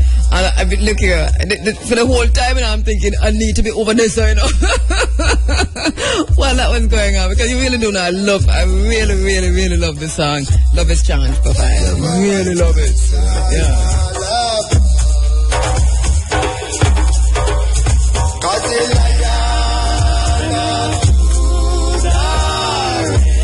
So some of what we'll be hearing on Saturday. One of the things, though, Profile, how can people get a learning experience from this? One question that was asked of me that I really liked, and I said it all a while ago too, about, you have your drums and so on, and there are many master drummers who will be on the ground that day, yourself included. Yeah. Can persons, when they come in, say, how do I? If even one lesson, one note? Well, I don't know for any other nation, but I know every black people have that melody and that rhythm. Yes. And all you have to do is just say 1, 2, the heartbeat. It's a heartbeat, Because if you listen to the bass is the heartbeat, And the funde is saying do good, and the kete is saying naya bingi, and the shaker is shaking the world, Yeah. So all you have to do, just listen to the heartbeat, and you can just fill in, Anyone can fill in, but don't fill in and make a mistake, because when I go up in Irish, there's no mistake. Yeah. We don't want no distraction, And Gavin, I see you nodding as a drummer yourself, right? Yes, definitely. You're nodding. And when I am on the drummer, when I get in the Irish, I don't see anyone I don't know. I'm not in Jamaica. I'm not here. I know. And you see, if I don't reach to that height now, it's like, what am I doing? Yes, I know. Then I have feelings. When I chant in drum, I don't have no feelings. Yes. The feelings gone. Yes, I come on and say, what happened to your hand? No, I'm not there. I try. And you really take it to another sphere, almost like a parallel universe. Because I'm there many times when you're on the drums, and when you return, we know too. Even in my house, a lot of time I have problem because there's a drum at my bed, drum in the bathroom, drum. I have over 5 bass drum, 15 kete and shaker. I don't have to wake up and move. I always drumming. Even if I cutting up vegetables, drumming. Everything is drumming. Yes. We can't say exactly how many drums will be there on the day, but for right now, right, Gavin? Yes, we can't. But we're going to we should be able to know shortly. But I know there'll be many drums on the ground. Yes. Yeah. And we hope everybody come with a spiritual vibe. Yes. With the drum. And I hope everyone, after everyone do their personal drumming, everyone can come together. Yeah. And just do a one mighty chant. Yes. Wow. Yeah. Wow. Yeah. No. All the groups. Wow. A mighty chant. That is, I gone with that now, a mighty chant on the day. We're going to write about that. And we the poets will write about it. And the songwriters will write about that mighty chant that went up from Belmont in Westmoreland. Thank you so much, Upper 5. Stay with us. Gavin, anything else you need to know about the 21st, which is the Festival of Drums? Like you mentioned earlier in your program, the fight continues. Let's show them what people power means. Yes. To all listeners, it's free, invigorating, energetic, spiritual and compelling. Festival of Drums will create a spiritual oasis and a one-of-a-kind experience that you can't afford to miss. That's true. Papa, do you know of another Festival of Drums? I know Carrie Festa back in the 70s with Bongo Herman and was it Count Ozzy? I think last year, Kiddos, they keep a drum festival. Where was it? I think it was in St. Elizabeth. Do you know how many drums? No. All right. I wasn't there at the moment. But when I hear the Virgin read something the choir about the fight, I, as an individual, I don't see I and I as a fighter. and I are the defender. They are the fighter. So sometimes when we say we are fight, it's not we fighting. It's a defending against the fighters. We are the defenders. Yes, you're attackers and defenders. And we have come this far and so long that we have to make a way. We'll find one. Thank you very much. Thank you very much, Gavin. Thanks. A lot more to talk about as we go through the morning, because of course, as you know, it's a festival of drums. At the scale at which we're having it, the only other one we know at that scale and at this scale took place at Carifesta in the 70s. We want to talk to Bongo Herman, who's going to come online and can probably remind us of that. The Mystic Revelations of Rastafari will also be there on the ground. We're going to be talking to our brother Time about what we can expect from the Mystic Revelations of Rastafari. Dr. Oshunide, Dr. Lontonet Steins is going to join us quickly to talk about that. 9 minutes now after 8 o'clock. You're inside of the Africa Forum, Running African. African Liberation Month, we're winding down, and so a big weekend in Westmoreland. It's an entire weekend. On February 20, we'll have the lecture, and the lecture this year dedicated, of course, to Livicator, to Peter Tosh, and will be presented by Beanie Man to the students and the community at Belmont Academy. We'll have students, of course, from many schools across Westmoreland. We'll hear about that shortly, about the schools who will be participating. There'll also be a parade, and the Inter-School Secondary Brigade will be there in their numbers. Just about 150 or so cadets, uniformed cadets, will be on the ground.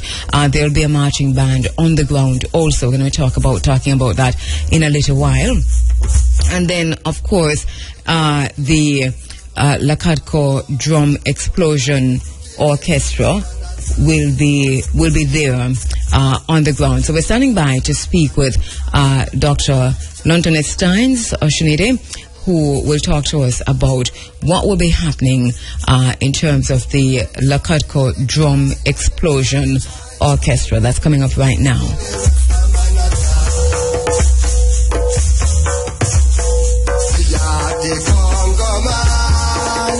You're inside of the Africa Forum. It's Running African. We're heading to Westmoreland for a big weekend, massive weekend. It's going to be in Westmoreland as we wind down Black History Month, African Liberation Month, Reggae Month.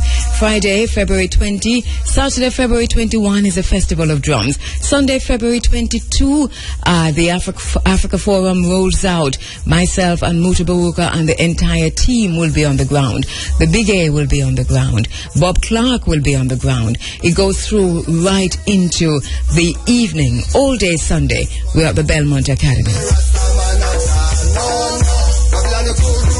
All right, we're joined on the phones now by Dr. Lontonet Oshunide Steins.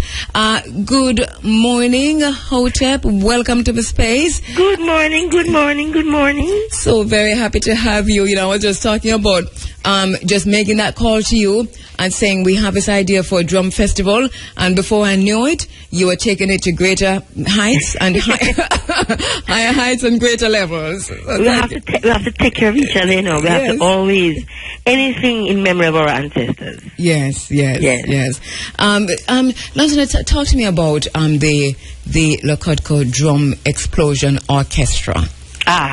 You know, they refer to them as orchestra because they said that we don't beat up the drum, we play the drum. The drum is an instrument that is like every other instrument, and because they have to write their music almost, they have to create the music so that it comes out in a way that is as clear to the audience. They see themselves as orchestrating the music. Yes. So now, Lakadko Drum Explosion was led originally by Aaron Obafunverine, my son, who is now touring all over the world, and has passed it on to others who are now leading it, Kemoy Otar and Shane Blake.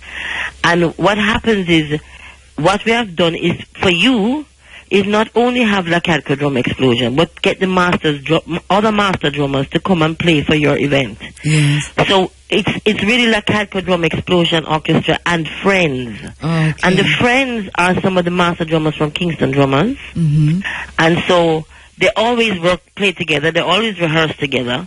So we brought them together to get an explosion for you. But amazing, we're trying to get an explosion, and the name is really Explosion. Explosion, yes, and it is quite fitting. I know, and you see, we really need to say to the African family, and especially within this space when we talk to you, we really need to address you correctly, because we you know, as friends, we still saying Antoinette, and sometimes you say Andrea too, and that's fine. But we really do need to say. I can't, Andrea, I'm so sorry, I apologize. But I just got the new name, so I have to get used to it. I know. I have to soak it in. I know. Say it for everybody again. Say it for everybody again. It's so beautiful. It's Carbo. Okay. Carbo Ma'at Kheru. Yes. And of course, your own name is, and let's just tell me if I'm pronouncing right, is Oshunide? It's Oshunide, Oshun Awadewemo. It's yes. Oshunide, Oshun Awadewemo. Awadewemo. Yes. Right. Okay. Brilliant. So that at least we know that. I call you Oshun if you don't mind. It's okay. Yes. Okay. All right. So that the explosion that we expect on Saturday, I think, coming from the group. I know also that spiritually, under your guidance, there must be a serious spiritual component, even thinking and talking about the drum. Can you take us there? Well, you know, the drum, for us, what we have experienced is one of the first, if not the first instrument. And we say the drum, we're talking about the instrument, because you can knock two stones together, you can knock two sticks together. Yeah. You know, but all those types of natural instruments of God are instruments of spirituality. And even with our drummers, with La Kheru drummers, their hands are washed for the drums.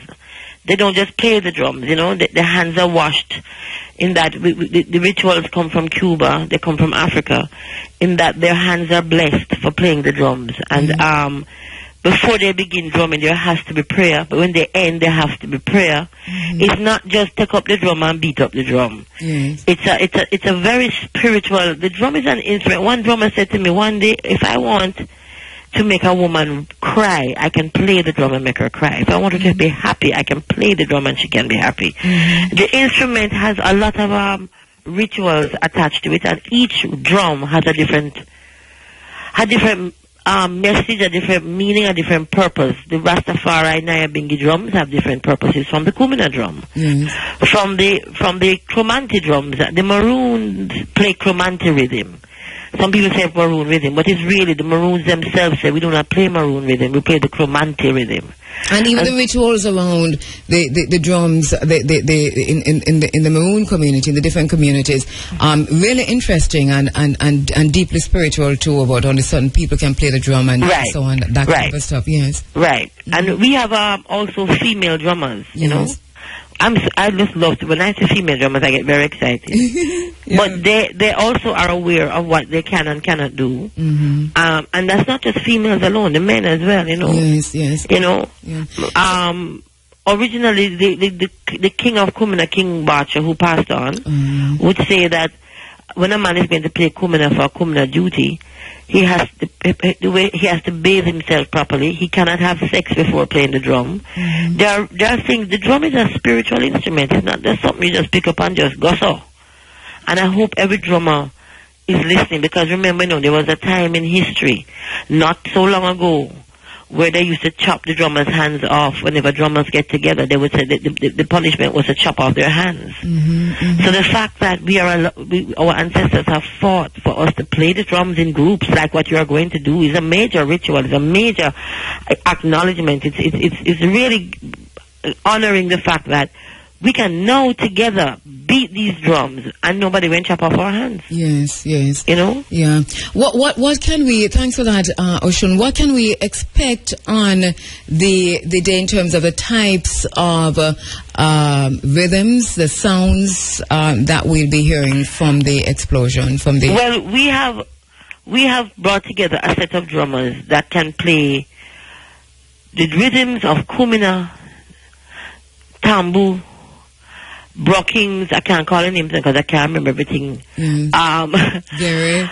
we were going to leave the Nyabingi Rastafari to your Nyabingi drummers Yes. because, of course, we have to honor and humbly. Yes. You know, we have a borrowed rhythm that is beautiful. It's called Yanvalu from Haiti. And then we have other rhythms that they play, including rhythms that they have created on their own here in Jamaica, and including pure African rhythms. So they are bringing a lot of rhythms to the space.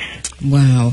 Well, look, we're so looking forward to that. I know you've been very, very involved over the years in Jamaica's music, connecting it back to and forward to Africanness and identify the African retention as far forward. Yeah. And you know what I'm looking forward to? Yes.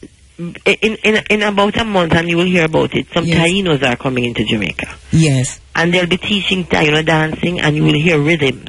But Oshun, did you know that we brought in 8 Tainos last year? I know, and I'm so happy because we need to acknowledge the fact that, just like everybody's working on the same thing, acknowledging the fact that just like the American Indians are the original, the Tainos, and we need to honor that, those ancestors. And isn't it beautiful though, and as you say that, and the Tainos who are coming in shortly, that we see this, there is this connection, almost a dance of itself, that people, that I saw Dr.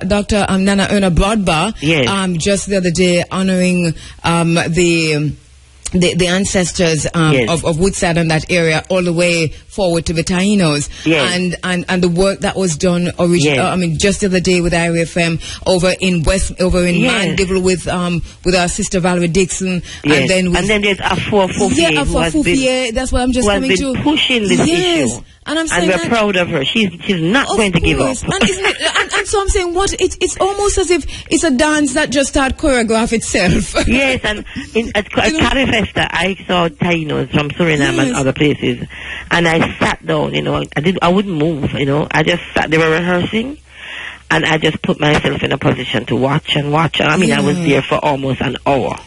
Wow. When are they coming in next? Is it next year, you said? In March. This March you're coming? Yeah, this March here. Okay, so you'll tell us more about that. And they will be teaching dance, and they'll be teaching songs, and again led by Afua Fufie, but I'm assisting to get it to happen. Well, I know I'll definitely hear about it then. Yes. Yes. All right, so we'll hear more about that and talk more about that. Yes. Oshun, thank you so much. We really, really appreciate your input in this, and honestly, it wouldn't have been what it is if it wasn't for your input. So thank you so much.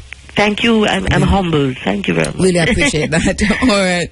Thank you so much, Dr. Lantonette Oshunite Steins, who has joined us on this festival of drums, which will happen on the 21st. Once again, Gavin, you hear the sound of that? Yes. It's just beautiful. Yes, definitely. And we're just reminding people that it's on the 20th, where all 3 days we're at the Belmont Academy. That's right. In Westmoreland. It's really a beautiful venue, It's really a beautiful place. We're going to be joined by the principal of the Belmont Academy in a short while. But we're there for all 3 days, February 20, 21, and 22.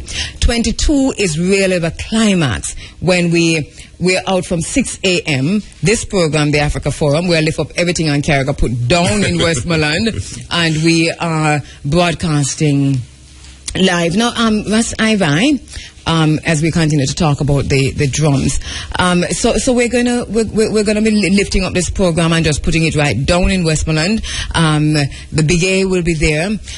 Bob Clark will be there, and Bob Clark will be joining us on the phones in a short while to talk about that and what we can expect from Memories. There are also performances, live performances, and one of the things that we must stress is that there's also an African marketplace. Whoa. And that, you mean, just like our Gavin, one of the colleagues that said, wow, all of them something I knew about, wow. The African marketplace is happening right there on the grounds, and so we're making tents available at a cost, of course, but tents are available for persons who wish to come in and we call it vend for now. So if you have your African clothes, African fashion, African jewelry, if you have food, if you have art and craft. What else people can have in an African marketplace? Whatever you know that you have that you want to make available to the massive audience that's going to be turning out for the 3 days, and we're going to be setting those tents up, I think, for 2 days. So you might not have it on the 20th, but we'll ask the principal when he comes in. So that call us, and I'm going to give you the number to call. You can call here at IRFM, or you can call this number. If you want, some people know them as stalls, some people know them as tents. 821-8853. That's 821-8853. You can call that number, or you can call us here at IRFM, and we'll tell you how you can get your stall. All right, on the phone lines, my brother Vasai Vai. Vasai Vai, greetings. Blessing and love, the drums gonna sound. I hear it, Vasai Vai, I hear it. Without taboo, the drums gonna sound. I hear the drum. Yes, undoubtedly. Undoubtedly. My husband have a poem name, I hear the sound of a drum, the drum. Yes, and I remember Sister Amma saying, beat the drum. Yes, and remember, it's who said, beat the drum, Master Man, beat it loud and strong. Yes, so, I mean, the drums will sounded. I mean, I am elated when I hear the power of the drums coming together in unison. I know it will be a great occasion. Yes. And Belmont will never be the same. I mean, we hope Jamaica and the rest of the world will never be the same after such a coming together of the African drum. Yeah, Vasai Vai, we call on all of Jamaica who have a drum to come in. We have reached out to those we know who are, spiritual groups, Rastafari groups, drummers of Nyabingi and so on. But we don't know everybody. And it's a festival of drums. So we say, bring your drum and come. Let us use the drum in the way our ancestors used the drum on the 21st at Belmont Academy. Sister Andrea, I know one day I will make you hear it in a chant, bring the drum and come. Yes, wow. So, we're looking forward to it. I hear profile. I mean, everyone, in every nook and cranny of Jamaica, and we know one's listening on the internet. We know them going tune in. We know the world will be listening. So we look forward to that. Kabul, we look forward to it. And thank you so much. Thank you so much. I know, Masai, we always ask about numbers, but you always come with 2, 3, 4 buses full. Full of. We look forward. When I heard Joy call me on the phone, I said, "Wow, this is nice. I like it." So we're looking forward to the occasion. I mean, one bus coming from this side, not enough, but we know the Nyabingi energies that come from all over to meet at Belmont. All roads lead to Belmont, and we give thanks. And we are calling all the Nyabingi energies, as we say, a bus on the whole. With the drums, 25 people. We have a family of ones that we always move with. So we're still in need of transport. So all the rest of them have the transport, have the drums. Pick up the drum and come. All roads to Belmont to give thanks. Give thanks. And Kabu, today you're one of our honorees to this great work you've been doing. I know, and I know that my brother was Vascava, not too happy with me right now, but I know Vascava understanding, man. The African spirit can transcend, so we know even in the spirit, yourself and Sister P for her role in putting on serious thinking, even with the Rasta school from early days. We want to honor Sister P also. She's also one of our honorees. I know. Great work with the children. FisherMan, Muta Baruka. So we have to do some honoring the evening of Sentia, but we know it go with Belmont will be the place where we have to deliver some of these tokens. Thank you. Vasai, I just want to thank you so much. We have to go for another little thing, which is the cash part. But thank you so much, my brother. Yeah, man. Give thanks. Bring the drum and come. Yeah, man. Bring the drum and come. Look forward to seeing you Saturday and Sunday as we call their names, because we call the names of the ancestors on Sunday. Thank you so much, my brother. Rastafari. All right, Vasai Vai there. The Festival of Drums is on the Saturday on the 21st. But just to remind you that we're heading to Westmoreland this weekend. We're in Westmoreland for the entire weekend as we wind up And you know, thanks to all those who are saying to me, you must say wind up and not wind down, because it's really a wind up. It's a crescendo. It's a climax. The essence of power is the ability to define someone's reality and have them live according to that definition as though it is a definition of their own choosing.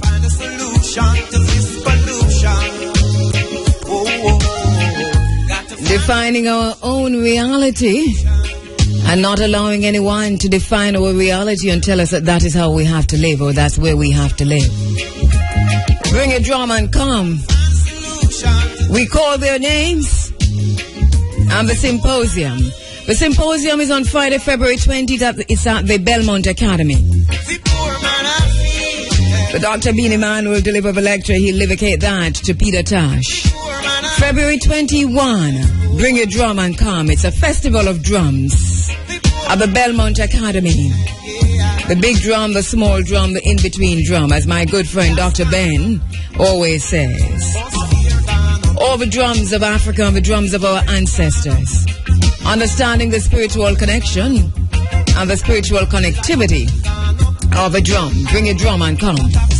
On the 21st, and then on the 22nd, we call their names on the Africa Forum. Bob Clark is there at 2 p.m. He goes from 2 until 6. And then there's also a big stage. There's a big stage. We hope to talk to some of the artists like Jabooks, Bushman, and so on, who will be there on the day. It's an entire weekend in Westmoreland. As we wind up African Liberation Month, as we wind up Reggae Month, we're heading to Westmoreland. We're taking Westmoreland. We're taking Westmoreland in the name of Africa. We're reclaiming all the lands in Westmoreland in the name of our African ancestors. Knowing that he who owns the land holds the economic power. On the phone lines we've got with us now my brother Time of the Mystic Revelation of Rastafari. Brother Time, good morning to you, my brother. How are you doing? Blessed love, and morning to you as well. Greetings. Greetings, sister. Bless. All right. Thank you so much for being a part of the Festival of Drums. Of course, you know it couldn't happen without the Mystic Revelations of Rastafari, could it? No, definitely not. From you say drums, you say Mystic Revelation. Yes. You know, I consider that, Mystic Revelation and my father count as is the pioneer in Jamaica where drumming is concerned, You know, I have Gavin in the studio with me, and I had to sit him down and say, Gavin, you must go now and read up all you can and count Aussie. Right, Gavin? Yes. Yeah, man. All right. Pioneer, man. Pioneer in the music. And we mentioned his name a few times this morning because I know one of the first festival of drums that took place in Jamaica at Carrie Festa was co-organized by Count Ozzy. Yeah. Along with Bongo Herman. And Bongo Herman as well, Yes, to give credit where credit is due, Right, that's how we say co-organizers. Both, they were at the head of this. As a matter of fact, Bongo Herman, who will be on in a little while, was the one who told me that they were the ones who coordinated this first Festival of Drums, and so he's going to be on also. What can we expect from the Mystic Revelation of Rastafari on the 21st? Well, for one, drumming and more drumming, because you see, we have the ancestral spirit in our way, and we play drums as with the mastery of every or any African, so we will just be giving our expression through the drums. Right. And some of, give us an idea and remind our younger listeners of some of the critical work of the Mystic Revelation of Rastafari, so they can tap into just who we are talking about when we say the Mystic Revelation. Well, the Mystic Revelation of Rastafari is a long journey from about 1949, somewhere around there. My father had a group they called African Drummers, Count Ozzy and the African Drummers, along with Cedric Brooks in about the 70s, somewhere 71, 72. They merged. Cedric Brooks had a group by the name of the Mystics. So it became Count Ozzy and the Mystic Revelation of Rastafari at that time. But the work that Count Ozzy did was his most profound is Oh Carolina, which Shaggy had do a version of it. It inspired the whole rock steady beat, coming from coming from Ska, which was a very fast drum playing type thing that you couldn't dance to it all night. You know. But after Oh Carolina now, which is a slower beat, you know, it gives birth to Rocksteady. Yes. You know, so the two counters had actually changed Ska to Rocksteady with his drumming. Yes, you know. Yes. And the Folks Brothers was a vocalist and that I remember that, yes. Well, I remember that. I've covered that extensively, especially with the lawsuit that came up with the Folks Brothers later on.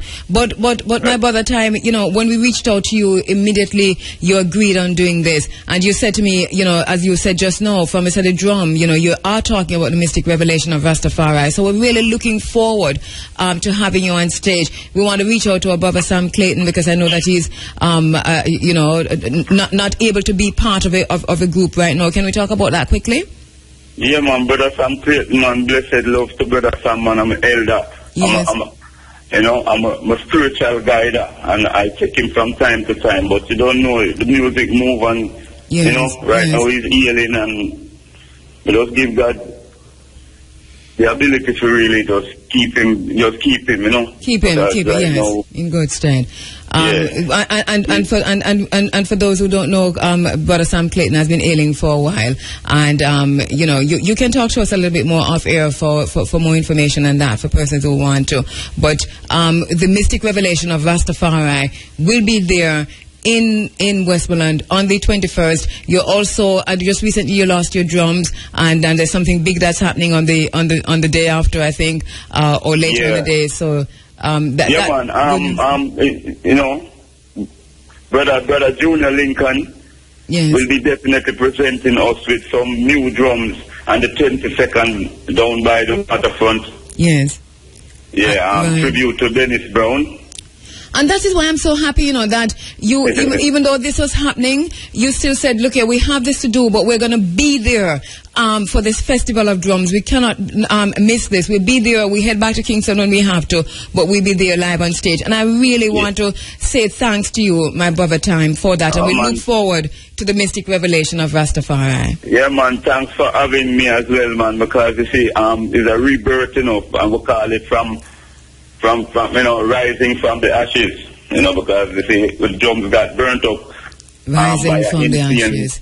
Insane, you know, man, just catch a place of fire. Yeah. You know, and it's not our cultural center, mind you. We're standing, just to let our listeners know that we're standing by for the news, and we'll go to the news in a minute. But yes, so it's rising from the ashes, and I think it is fitting too to also be by part of that rising is going to be there in Belmont at the Belmont Academy. Thank you so much, Brother Time. Sister, just let me say this. I need to call me back up here now so I can give you Ross Michael's number, because we had spoken about a project with the Demonic Orchestra. Brilliant. We'll do that. And he is a pioneer part of that aspect of the initiative. We'll do that immediately. Thank you so much, my brother. We'll do that immediately. Thank you so much. All right. Thank you so much. I'm so sorry we have to continue this, but we do have to go to the news and sports coming up right now. Good morning. I am Hal Shane Burke with the local and international headlines. Celebrated educator and spelled master, Reverend Glenn Archer, is dead. Reverend Archer died this morning at hospital. The man credited for putting Jamaica's name on the spelling map had been ailing from kidney failure. Fisherfolk and shop owners at the popular Fisherman's Beach in Outaouais St. Anne have welcomed news that the facility is to be upgraded and transformed. The plans were outlined at a meeting in Outaouais on Thursday between representatives of the vendors and officials of the Urban Development Corporation. The Fisherfolk are, however, still seeking clarification on some aspects of the plans. They are concerned about the matter of ownership. The proposed plans include, among other things, a parking area, restaurants, and a number of shops. Several communities in 5 parishes along the North Coast will benefit from increased distribution of water from the recently improved National Water Commission NWC treatment plant and the construction of another in Martha Brae, Trelawney. The systems were officially commissioned Friday during a ceremony on the grounds of the plants in Martha Brae by Water Minister Robert Pickersgill. The projects, which resulted in the improvement of the water system in and around Falmouth and along the coast of Trelawney will also impact communities in the parishes of St. Anne, St. James, Hanover and Westmoreland. Water production for Martha Brae will be nearly doubled by the two projects.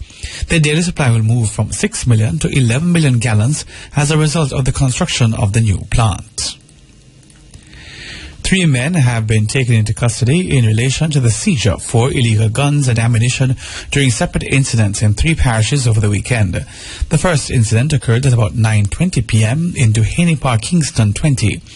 Reports from the Duhaney Park police are that during a raid at Bronte Bay in the community, a vending stall situated in an open lot was searched and a .38 semi-automatic pistol with a magazine containing 9 rounds of ammunition was found hidden in a box. No one was taken into custody in relation to the seizure. Also on Friday, police in St. James seized 2 firearms and 18 rounds of ammunition in Tangle River District. Information received from the Montague Bay Police that a Beretta and a Sig Sauer semi-automatic pistol, both containing 9 cartridges, were seized during the search. 2 men were arrested in connection with the seizure.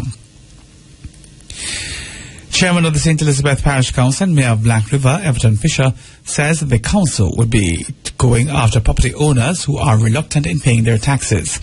This in response to reports for the Finance Ministry that based on a recent survey, St. Elizabeth has the lowest property tax collection rate. The results of the survey was announced recently in Parliament by Finance Minister Dr. Peter Phillips, who cited St. Elizabeth's collection rate as being at 64% compared to other parishes. Speaking at the monthly meeting of the council on Thursday, Mayor Fisher said the council will be getting tough on residents of the parish who are not paying their taxes. Mr. Fisher called on government to effect legislation that will empower the parish council to better clamp down on delinquent property owners. Thieves broke into the NWC's Goshen Pine Booster Station yesterday, Government Park Well and the Lime Tree facility in St. Catherine, and stole a number of cables, a chlorine pump, motor and other equipment. The NWC says this incident closely follows on an earlier act of vandalism at the same facility, which rendered it inoperable. The theft has also resulted in customers of Greater Portmore, Nagoseld, Old Brayton, Silverstone, Portmore Pines, Monza, Daytona, Arscott, West Cumberland and other areas in Portmore receiving low water pressure. In news overseas, foreigners will be banned from owning land in South Africa under new proposals outlined by President Jacob Zuma. Locals will have limits set on the size of their farms under the proposals. Mr. Zuma's first announced them in a State of the Nation speech on Thursday, overshadowed by violence in Parliament. 2 decades after the end of apartheid, land is still concentrated in the hands of a largely white minority and remains a sensitive issue. The government is under growing pressure to put more land in the hands of the country's black majority. Finally, fighting in East Ukraine has subsided but not stopped since a ceasefire came into effect. Spokesman for both the government and the pro-Russia rebels said some shelling had continued mainly around the besieged town of Debaltseve. But both sides say the truce that came into effect at midnight is largely holding. And those were the local and international headlines. News next at 11:45. You can go online to irfm.net to view some of the stories. Like us on Facebook.com/IRFM News and follow us on Twitter at IRFM_news. From the IRFM Newsroom, I'm Hal Shaneberg. Hey, I forgot to turn on my mic because I'm just enjoying the sports news and just watching you reading, in your orange shirt. No. My Mobe United shirt. All right, okay, calm down. It's Mobe United. It's Mobe United, and everybody knows the color of Mobe United is not orange. It's green and blue. It's green and blue. So it's just watching you reading in your blue shirt. Green and blue. As they get ready to face Boys Town today. They're facing Boys Town. Not that Mobe United is really my team, but it's my team. It's your team. I don't know how so you say you're going to match today? No. Oh, but you just represent. Yeah, just representing today. Okay. From time to time, it's been a long time since I have represented, so I felt like looking Mobe United. So how Mobe United knows you're there represent? Yes, man, them know. That's why them give me the shirt. Oh, goodness. And of course, if I have a Boys Town shirt from time to time, I'll represent. You represent. So is it a message to Boys Town? Same thing with Harborview. Same thing with Humble. So Humble and Harborview, Boys Town. All of them. Remember me telling us about Barbican, everybody. At the time when the match I play, what I think if two teams are playing Western your shirt? Well, playing each other. Maybe I don't. But so two teams will be playing each other at all times. Well, send you a shirt, near tag. So you'll play wear one in the morning and one in the evening? Well, put it this way. Take a stand. It would be good if every team send me a shirt. That's what I'm saying. That's what I'm saying. So stand for something, man. Determine how you're doing the thing, man. So depends on the mood I'm in that day. Right. I might go with Mobile United. Yes. And if I'm in another mood, I might go with Boys Town. Okay. Or I don't go with none that day. Oh, it depends on the mood. Yeah. Right, and especially when IRFM I play Digicel. Then it must be Irie. It can't be anything but don't Irie play Digicel today? Yes. Or you go with Mobile United? No, that is a Premier League. Irie is a different thing. It's different. I mean, there's no way of getting out of the Irie one. There's no way of getting out of the cedar. You're digging a hole at the falling into it. No. What? No, but listen. Where's the IRFM jersey, star? Because that is for later. Oh! I wouldn't be playing for Irie in a Mobile United jersey. In Gavin. Look here, I just go through every Sunday morning. Look, Andrea, if I represent... I am just hoping that the listeners can, sift through the thing. But it's easy now. Yes. It's easy. Mm-hmm. Because if anything come up now, right, with Irie, while I have on my Mobile United jersey, it's still Irie. It's still Irie. So Irie play Digicel. That can't change. But Irie play Digicel today? This evening. So it must be Irie. So you have a Digicel shirt? Yes, we have Digicel shirt too. So which one you wear this evening? I wouldn't even look for that. I wouldn't even try to find out where that is. I see. Because it must be the Irish one. It must be the Irish shirt. Yes. So where and possibly more than one Irish shirt too. Exactly. So I would have liked the female version of the Mobile United shirt though. So if Mobile United, I'd talk to Paul about that. Yeah, man. I'd wear the female version of it. And then now the Irish shirt. What time today is the match? 5 o'clock. Where? At Buckfield over. Right. You're going Gavin? Well, Gavin is a part of the team, You're playing Gavin? Yes, I'm a starball on the team. No. Gavin is on the team. He's on the squad. No, Robert, you don't... Remember, you have a squad and you have a team. So he's on the squad? He's on the squad. So who's on the team? Well, like myself, he's on the team. Of course. Goes without saying. It goes without saying. Man like you up on the team. Yeah, it's automatic. Right? Automatic. Man like Dwight Fraser up on the team. Yes. More or less. Yes. Right. Mm-hmm. Man like Roger Haswell not up on the team. No, man, he's on the team. Man. Where my player? Yeah, man, he played. Him not playing today? I'm not sure. But he's on the team. Well, him tell me say he was supposed to be on this program this morning, and him not here now. Okay, as you there. But remember, Roger. Remember, it's 9 o'clock now, Roger, and it's 5 o'clock. The man might expect you to report to the bench today. What time he must step on the bench? I guess Dwight would have contacted report him to the dressing. No, you let me talk to him.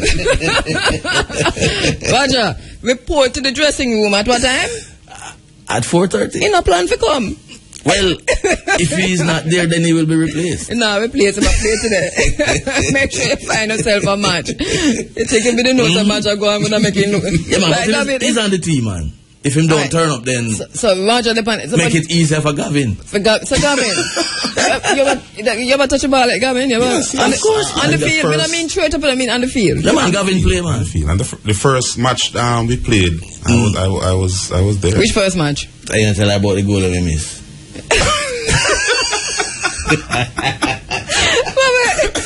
That's classified information. You never talk, Look here, don't talk. I've missed my. I watch him play. You know why I stop going RFM football? No doubt about that. Because Robert Williams have me a tear out me here, literally, right? And that is true. It don't stay good. That is true. That is true. All I'm get the words. My heart cannot manage it, but I think I'm going to come this evening. I've disappointed another person. Yes, very disappointed. In that capacity. Yes, let me ask you a question. But if you don't make the team, you're not able to to disappoint anybody. Right, and you don't mind. You don't mind. So no, I mind. Let me ask you a question now. How was the longest you ever play, Robert? How much the longest you ever stay on the field? Full match. Lie. True. Lie. More than once. When? Which year? 1990? Up to the last, before this competition started. We played a match at Buckfield. I don't remember who we played against. But I played the entire match. How long the match last? Was a scrimmage? No, it was about, I think that match was at least 15 minutes. 60 minutes. Oh, really? I played the entire first half. And I played the entire second half. Really? Mm-hmm. Oh, you did? You know. How many goals you scored? No, we never scored. We lost the match, I think, 1-0. Of course. 1-0. Robert, look here, stop it. Stop it. You see that thing you say a while ago about you lost the match 1-0? Mm-hmm. That's not true.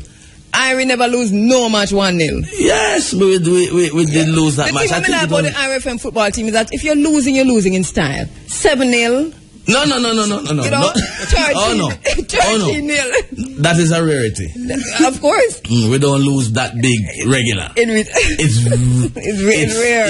It's rare. Yeah, like very rare. Yes. Maybe once we lost 7-0. Okay. And I think we lost 4-0 one time too. Well, I've been a lot of those games, and I can't take no more. But we have not lost in a big way in recent time. But honestly, I think you're going to beat Digicel to them.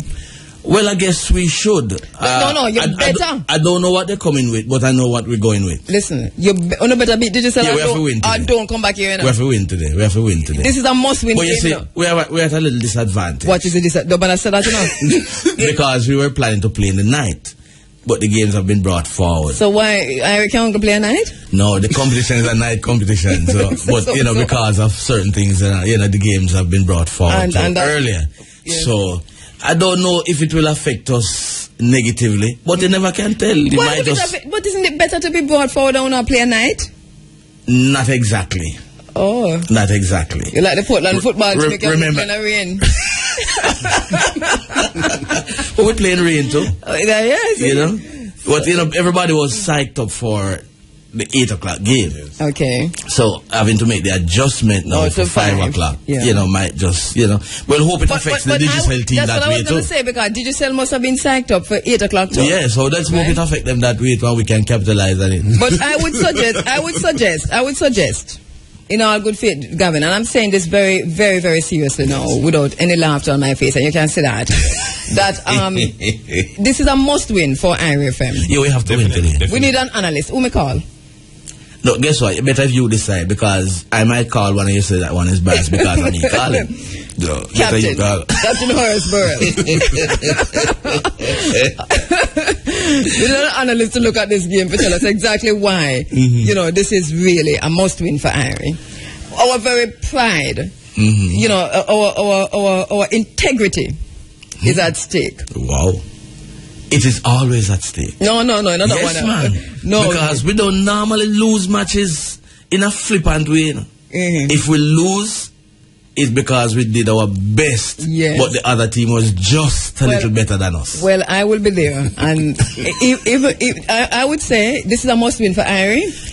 Yes, it is a game that we have to win to remain in contention. Either way, even contention at Irie. To remain on contention amount. So which was in the playing for exactly? Pardon me? The business house? Yes, a business house, 8-a-side competition. Okay. So if you lose this one, you're out of the competition. I haven't looked at the stats, but Where are you on the leaderboard? A leaderboard in college? No, we're in I've not even looked at the group standings, I don't know if Gavin... I haven't seen it either. No, let's stop a line. Look here, Google it.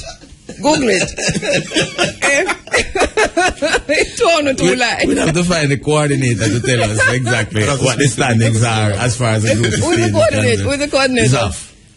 Yeah, Zaf is the coordinator. You mean Zaf? Who is Zaf? No, man, Zaf. Oh, Zaf. Zaf. Yes. So Zaf would have to tell us. When we can't find Zaf? We would be able to find Zaf now because... Why not? Zaf is, at this time, usually playing football. So? So you... You know? Alright. So we'll find out who. But as soon as we get the stats, I'll pass them on to you. So Gavin, you're co-hosting me all morning. Yes.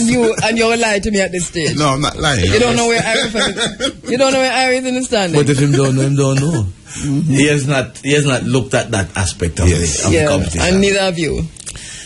No, I've not looked at it as yet. But you just said to me that. But Zaf would have it. You have to play this game. Yeah, we have to. Else you're out of contention. No, you have to win this game or you're out of contention. No, that's not what I said. No, so I'm saying. I'm saying that we must win this game because possibly if we don't win this game, we might be out of contention. Robert, you never said possibly, you never said might. Well, I am adding that now. All right, well. Take it then. Add it. All right. We'll see what for clarity. Yes, for clarity. I'm very clear on the whole thing. Yes, because I don't know. Yes. So I can't state definitively that we will be out of contention. Because first, I'm not sure how many teams are in the group. Right. So it depends on the amount of teams in the group. It depends on how the other teams in the group have been winning or losing. All right. How many games in a win so far? Not sure. I think I think we played 2 games. You think? Yeah, I think we have about 3 games in the bag. No, but I didn't ask you how many games you play and I asked how much you lose. I think we have lost about 2 games. And how much you play? Very close. About 2? You play about 2 and you lose about 2. Something like that. I'd have to check with Zaf as well. Right, so you play 2 and you lose approximately 2. Right? I'd have to check with Zaf. Right. So, you have 3 more leave. I know there are some games that have been rescheduled, about 3. Right, because we can't figure out where you are in the standings, you know. How many, who lose all games? I don't want to give any misinformation. No, I don't want any either. I like to be clear. Yes. So that's why I check with the coordinator. Well, listen, you can't, if you play 2 games and you lose 2 games, you can't lose more than 2. It depends on how many teams in the group. Which means if at 2 games everybody play already. I'm not sure about that because and you play you have 2. Let us say too. that 2 games everybody play already. No, I don't think everybody has played 2 games because some people play 3. Some people play 1 game already. Right, but you play 2, which make it even worse. But everybody will have to play the same amount of games. So if you play 1 game already, you still have X amount. If you to play 1 game and lose 1, you are somewhere in the point standing. Yes. And if you play 2 game and lose 2. You are always also somewhere in the point standing. Definitely. And it would seem to me that is anybody play 3 games? I'm not sure, but possibly. Right. You see where we are? No. We don't have the. Me have it, man. Me have it. No. No, me have it. You're feeling a way. You're feeling a way. No, me not feel nothing. Me have it. I FM look like them tie for bottom. No, you wouldn't say. I wouldn't say that. Yeah, man, no tie for the last place right now. No. I don't know who to tie with. Which other company playing? You have all the teams. You have Town Centre, you have Jamaica National, you have quite a number of teams. Right. But let us not speculate on where we are. Did you say you have Lime too? No. I don't think Lime is in it. Because like how Lime acquire flow now, Lime must be top of the standings. The competition standings. The football competition. Any standing. It looks to me like Lime up on top. All right. Well, in terms of the radio business, in radio stations, though, I think IRFM is leading. Yes, I know that from the surveys. Of course. And that is always available. Yeah, exactly. You can Google that. Yes. So I know. You'll have to check Zaf for that. Right, I know we're leading. So anyway, all the best this evening. All right, and thank you very much for the support. I hope you're able to play, the whole game. No, man, you see what happens, is that we have more players available now. Okay. So it kind of take this strain off me to play the entire match. All right. So, Gavin, you just get a text from somebody tell you we should know the understanding. Read the text. No, man, that's a different text. Okay. Thank you very much, Mr. William. You have a good day. Please don't have it to know what is all right. The essence of power is the ability to define someone's reality and have them live according to that definition as though it is a definition of their own choosing.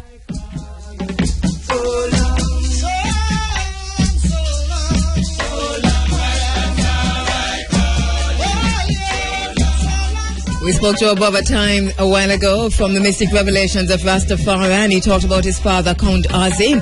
Well, this is Count Ozzy and the mystic revelations of revelation of Rastafari. So long. All right, all roads lead to Belmont Academy in Westmoreland for 3 days come the weekend. Friday, February 20, we're live from the Belmont Academy with the symposium and the lecture. The Dr. Beanie Man will deliver the lecture, and he does that between 2 and 6 p.m. DJ Sunshine will be broadcasting her program live. Dusty Friday will come live from the Belmont Academy on Friday. The entire IRFM crew will be on the ground. On Saturday, February 21, it's a festival of drums. It's a festival of drums at the Belmont Academy. Bring your drum and come. And you heard about the groups that will be there. We've been talking to them all morning. Live from the Belmont Academy. Note the change in venue. We have changed the venue for our annual Black History Month event in Westmoreland. We are now full-time at the Belmont Academy. February 22, it's a Sunday. We call their names.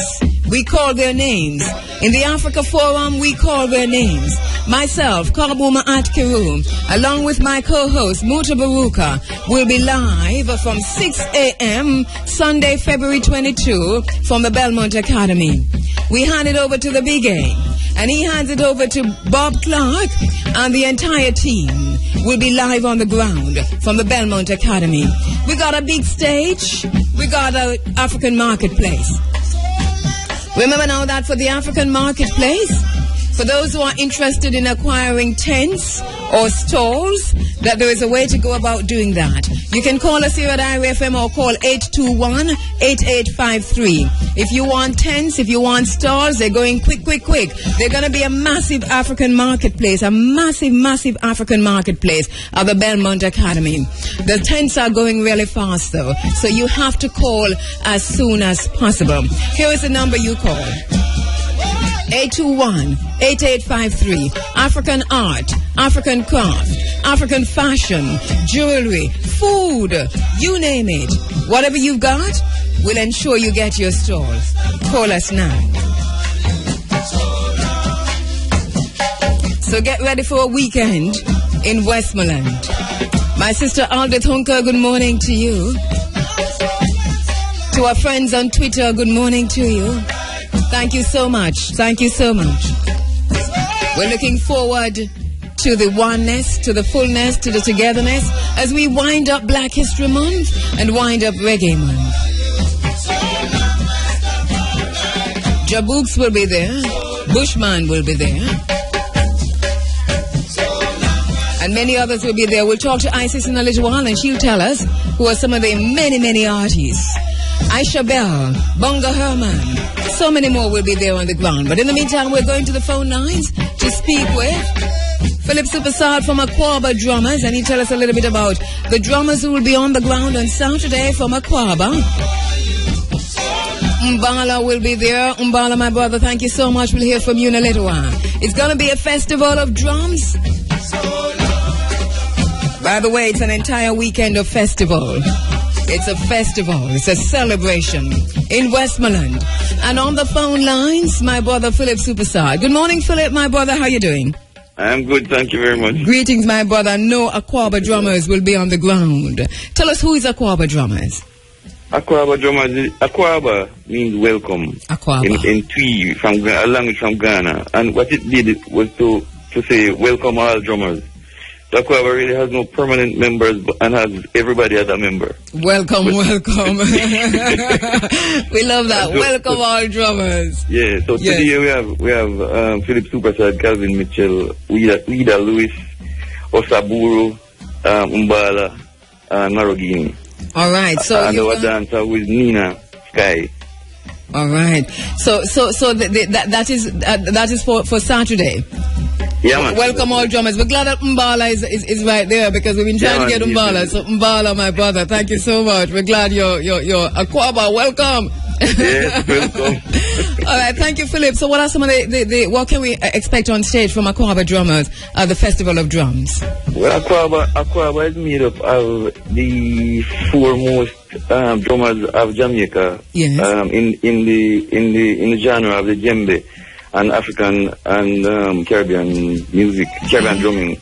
And so you can expect top quality drumming from us. You know, I'm expecting that. Kumina. I heard you doing Controversy and the Mystic Revelation. I wanted to say to you that at 16 years old I was playing with Controversy and the Mystic Revelation. Really? And as you're listening now, this is what we're playing now, Controversy and the Mystic Revelation of Rastafari. Yeah, man, it's still a treasured moment in my history. At 16, whoa, Philip, hard, yeah, sound good. We look forward to seeing you on the grounds. We're starting at 9 o'clock. Thank you so much, my brother. Appreciate that. Give thanks. His Imperial Majesty the Emperor Haile Selassie says we must become something bigger than we have been. More courageous, greater in spirit. We must become members of a new race if we're to see this African unity. And when we're challenged, we always rise to the next level. We always get moved to the next level to become something bigger than we have ever been. That is what a challenge does for us as African people. That's what a challenge does for me as an African and as an African woman. Because no one can tell me where and how and when and where I enter. Only the black woman can say when and where I enter, in the quite undisputed dignity of my womanhood, without violence and without suing or special patronage. Then and there, the whole race enters with me. My brother Mbala is on the phone lines. Mbala, good morning, my brother.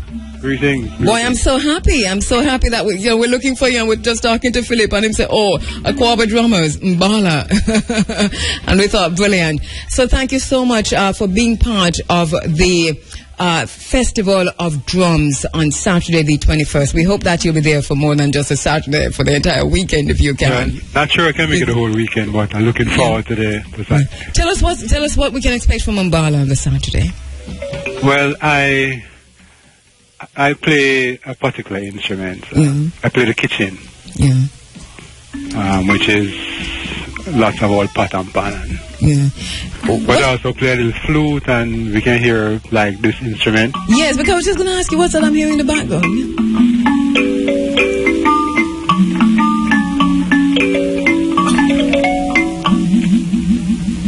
That's the mbira. Yes. That sounds good, Gavin. Yeah. You know, Mbala, you just have, I tell you.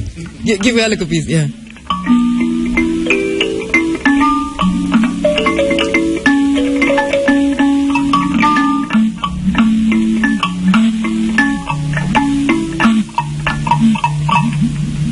Wow. Yes, Mbala. We're going to say thank you, and see you on Saturday. Yes, it's beautiful. I'll there with everything intact. And I'm a part of Aquaba. Yes.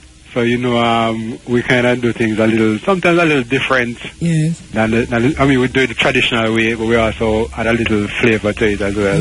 You see, you have me whispering. We just yes, Mbala. Really nice.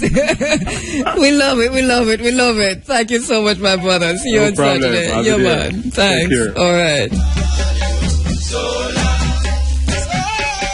I'm sure I'm not the only one who was whispering. Honestly, that just soothing and just nice and just cool and just touch you really deep. Thank you, Mbala. Count Ozzy and the Mystic Revelation of Rastafari in the background. The sound of Count Ozzy, Time, along with the Mystic Revelation of Rastafari, they'll be on stage.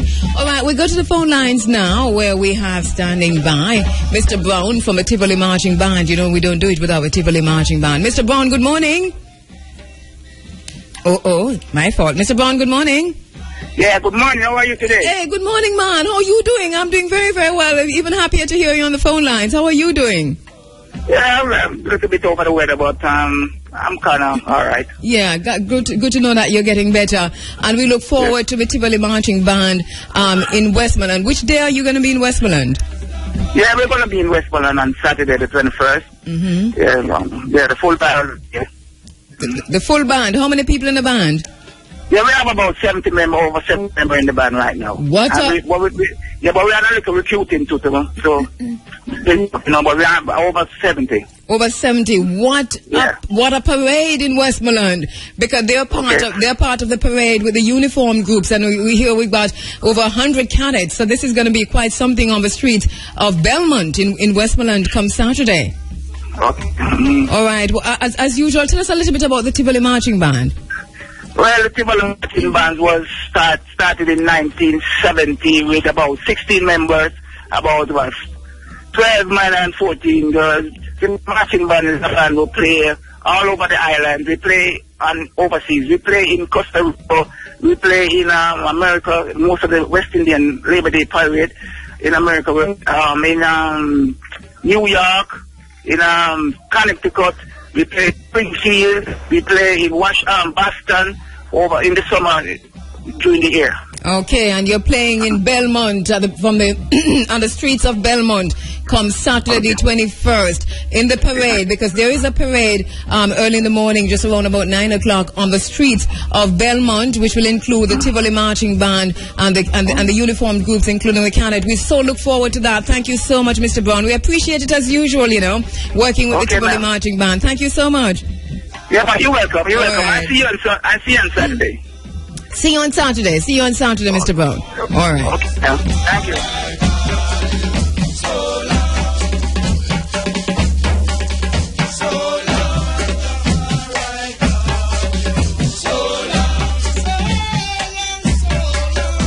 All right. Calling you to Westmoreland. Calling you to Westmoreland. So we start off on Saturday. Well, we're on Friday, and then on Saturday. On Friday we also have a uniform group.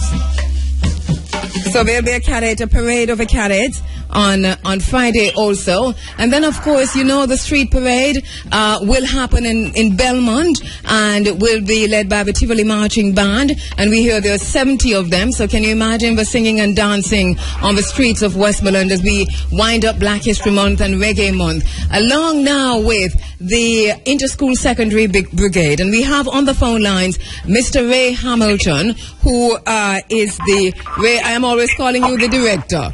Good morning, Ray. How are you doing? Morning, I'm well. How are you? Right, I'm doing very well, Ray. Thank you so much. I see I keep calling you the director of the Tivoli of the Interschool Secondary Brigade. You are also changing our name. Also changing your name, yes. The National Interschool Brigade. Oh, change it. What's the name? We're the National Interschool Brigade. Yes. And I'm the commander for the Central Division. Right, and I thought that's what I was saying with National Interschool Brigade. What did I say? Ray, you'll tell me off here what I was saying. All right. Okay, so thank you so much, Ray, for having the National Interschool Brigade on the ground. We're talking about the brigade itself. Tell us quickly about the brigade, Ray. The National Interschool Brigade movement is a uniform youth group that spreads across, we are now 4 parishes, where Kingston St. Andrews joined, so 4 parishes, where we are in schools, our major role in schools is we address discipline issues. So, we have even a new arm that we can be called upon to deal with students who are seen to be extremely indisciplined. You can call us and we can arrange a program to work with those students. Yes. So it's really about disciplining the students, getting them to be better students, so we have better adults in the future, basically. And you have had so much successes, actually, and we've heard about them. We have other conversations here that you've had some really good success in terms of persons who have gone over to the National Schools Brigade and Interschools Brigade, and what has happened as a result of the process of making their way and the work that you and the team are doing with them. Right.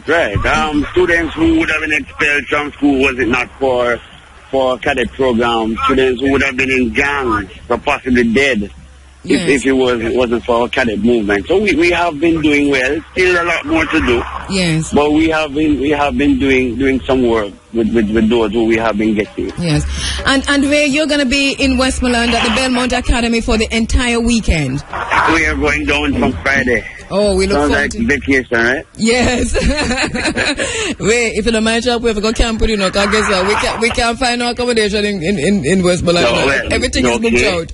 Yeah, so look for your camp with you. Right.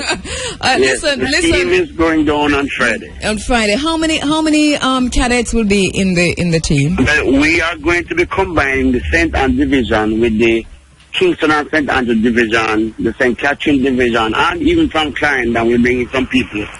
So we should have approximately 100, 120 persons in all on ground. Wow. From the Friday evening. Wow. And they will take part in the event at the school on Friday, which is to have a parade at the school itself on Friday, and then they will be in the parade on the ground, on the streets of Westmoreland of Belmont on Saturday morning. I didn't hear that. Go again. No, I'm saying that they're actually taking part in the parade on Friday at the school. In the event, there'll be a parade at the school itself for the Friday event, and then again on Saturday morning, they're also in the parade again on the streets of Belmont. Wonderful. Yeah. Looking forward to that. And of course, we'll see them Sunday morning once again as we call their names. Thank you so much, my brother Ray. We really appreciate it as usual. Good working with you. You're very welcome. All right. Thank you so much. Gavin, you hear that sound? Yes. No, this is serious. Well, wrong mic me up on here. Go on, Gavin. Sorry. Man, that sounds very good, you know. So can you imagine, 70 of a Tivoli marching band, 120 cadets, along with the team in that parade from Belmont, in Belmont. So we are starting below the Belmont Academy and ending at the Belmont Academy. Yes. It's going to be brilliant, really. And they also on Friday, as Beanie Man delivers the lecture, there'll be a parade. Yes. And DJ Sunshine will, of course, be broadcasting that live. So those cadets will be there on Friday, Saturday, and Sunday. So long, Rastafari, I call you. My sister Isis is now on the phone lines. Greetings, my sister. Whoops, she's gone. Not there.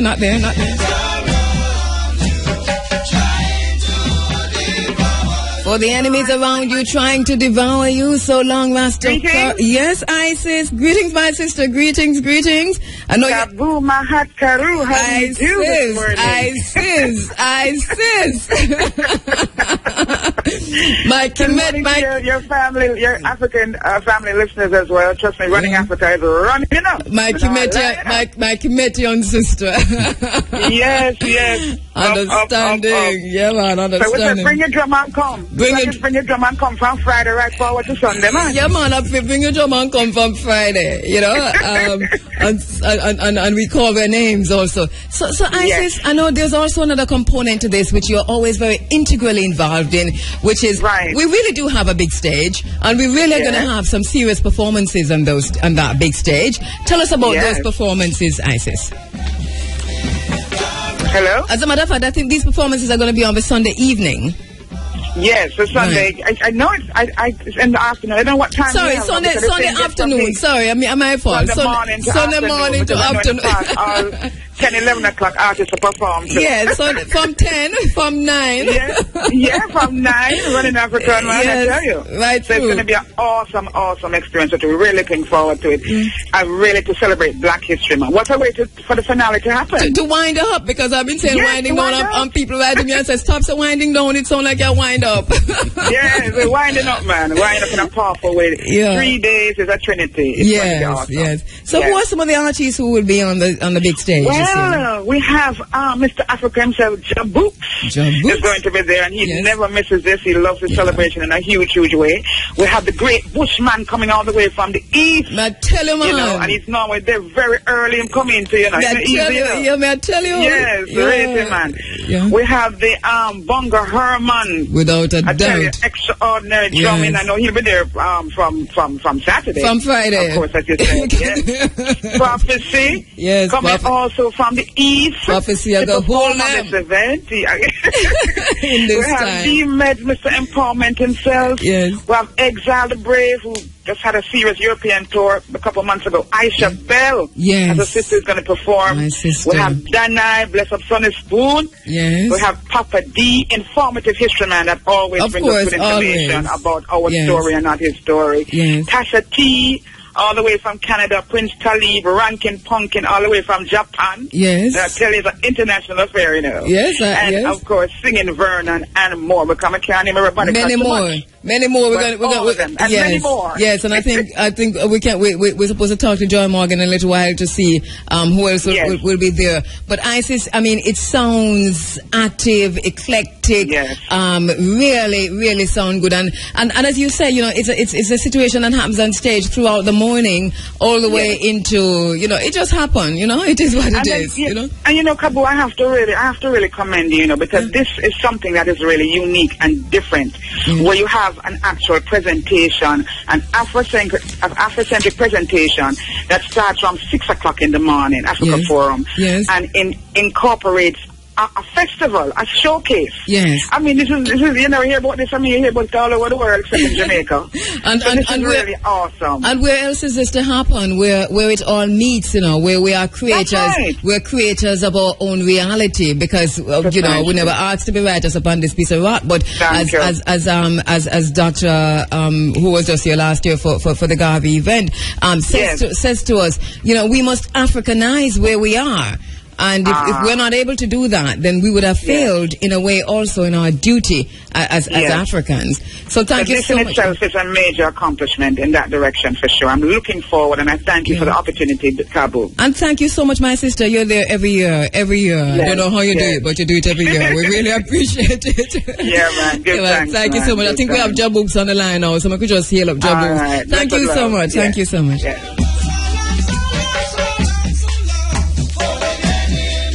So long, Rastafari, I call you. We're calling you to Belmont in Westmoreland. 3 days of festival, February 20, 21 and 22. It's a symposium on the lecture. Beanie Man delivers a lecture. Sunshine, DJ Sunshine broadcast live on the Friday. There will be the parade of cadets, 120 of them on the Friday. Saturday, February 21, it's a road parade. And we start with Tivoli Marching Band, 70 of them, plus 120 cadets, plus the entire team. And we head to the grounds of the Belmont Academy for the Festival of Drums. And that goes through until Sunday morning. And then Sunday morning, we hit it off with the Africa Forum. Myself and Muta Baruka, we're live on the ground. It's another festival. We go through for the entire day. My brother Jabooks is on the phone lines. Good morning, my brother. How you doing? Hey, good morning. Greetings, greetings, Jabooks. You know, we woke up in Westmoreland last year, and we're going to woke up again this year. Yes, sir. Well, you know, Jabooks, but I'm asking a whole question, and I just want to draw down the little music here, and you just belt us a little bit of Call Angola for me. Yes, sir. Yes, go on right ahead. Call Angola. See that? Call Angola. Upon my African gold. Stop it, Jabooks. Stop it. Stop it, my brother. We're not giving too much right here, sir, because you're going to be down there on Sunday and performing live on stage. What does it mean to you to be part of this as we wind up Black History Month, African Liberation Month, and salute the liberators, the African liberators? What does that mean to you, Jabooks? It means a lot to I, because when I have to represent myself towards this cause, you know, it's a great joy for I. Yes. It's a great joy to see my people gather in a one unity to come celebrate this Black, at least this slavery month then. Yes. You know what I mean? Yeah. Our freedom, liberation. You know. Yeah. Because, liberation. when they take it out, you know, Mati. Yes. I fight hard around here. Yeah. You know? So we have to have our celebration time after the fight. You know what I mean? After the fight, we have to have as Papa I say, after defending ourselves, after defending ourselves from the attack, then we must celebrate. Give thanks, my brother. We appreciate that, and we look forward to seeing you on Sunday as usual. You're always there. You know, I have to represent. We're at the elder skip thing, so you know what I mean. Yeah, man. Give thanks. Represent. Of course. Give thanks, my brother. Give thanks. Sound of Controversy and the mystic revelation of Rastafari. Sing. Go on, sing. Let me hear. No, man. Go on. You sound good, man. I sing. Go on. See there. Go on, Gavin. So long, Rastafari, so long. I Gavin that too. Alright, let's go to the phone lines. If Muta ever know we're going inside here, Muta. Alright, remember now that for tents and for stalls for the weekend, this is the number to call, 821-8853. 821-8853. Call that number if you want a tent, if you want a stall. For the weekend in Westmoreland, Belmont Academy. Note the venue change. We have changed the venue. We are now at the Belmont Academy in Westmoreland for our annual Black History Month tribute. And we are winding up Black History Month and Reggae Month. The entire team will be there. On the Sunday, there will be myself, there will be Big A, and of course, Mutable will come myself in the morning, Big A in the mid-morning, and in the evening, from 2 o'clock, Bob Clark. Live from the Belmont Academy. Remember, the Festival of Drums is on the 21st. And we kick the festival into high gear on the 22nd as we go to the phone lines.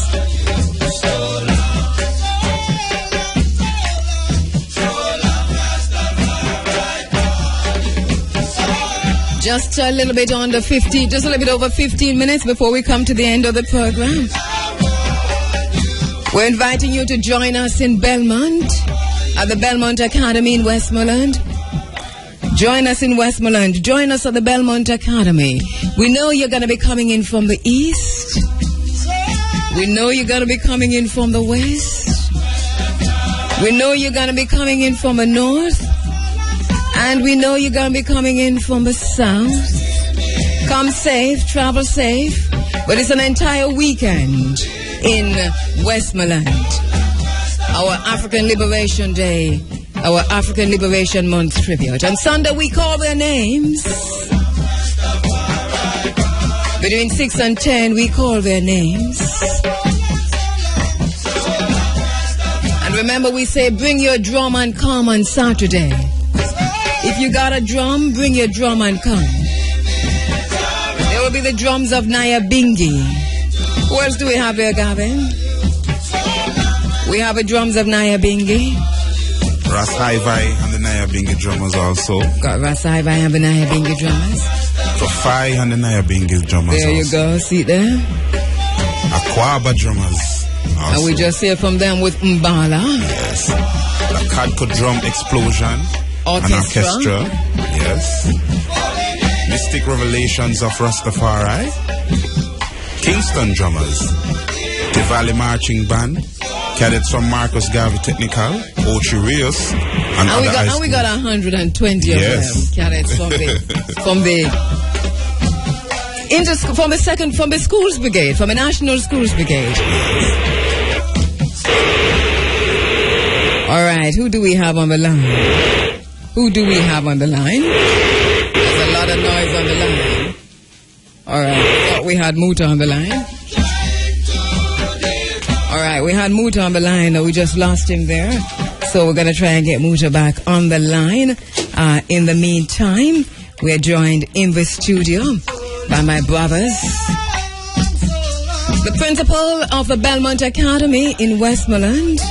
And we really, really are greatly indebted to him. We thank him so much for allowing us the venue, Belmont Academy, for this entire weekend of celebration. And we've got our brother Warrior King live in the studio. So we go to them. It's a festival. February 20 to 22. So it's February 20, 21, and 22. Welcome to the space. Well, you're a traveling man.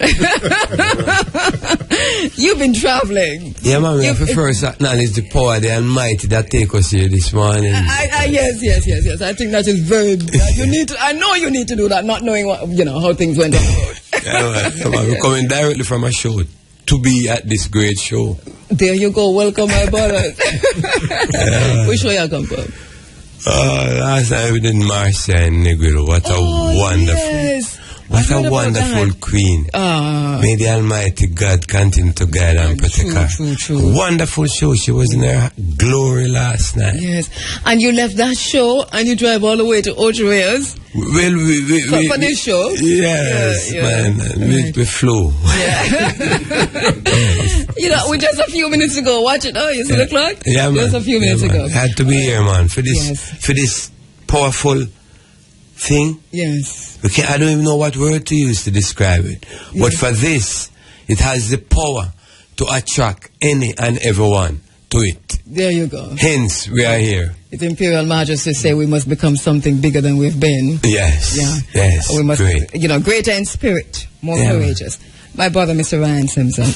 How are you doing, sir? I am well. A little bit jaded, but I could miss this for the world. Go on, Tade. Thank you so much for giving us a school. Tell us about Belmont Academy. Well, this is becoming a recurring decimal. Belmont Academy is a fairly new school, started in 2009, and we have evolved quickly into becoming school of choice, not just in Westmoreland, but I think nationally. An event like this is something that we are very proud to be associated with.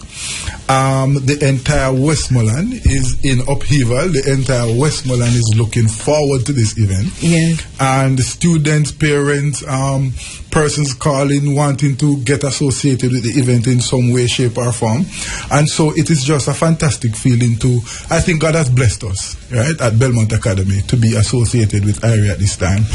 And we think that the blessing is all ours, but it's all right.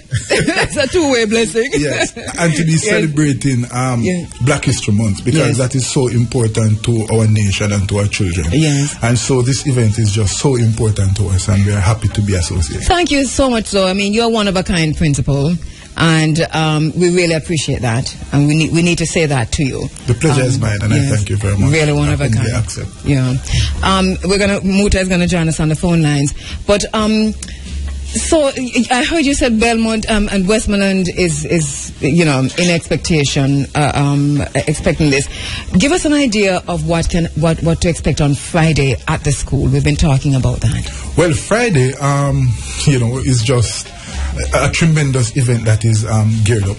On Friday, we will have a lecture, a symposium, of course, celebrating Black History Month, and the Dr. Beanie Man will be delivering the guest lecture. Yeah. And we will have a host of events happening. We'll have the cadets, we'll have... and you just heard from the cadet master. You're having... you heard the cadet master. 120. Yes, and Tivoli... thank you so much. And 70.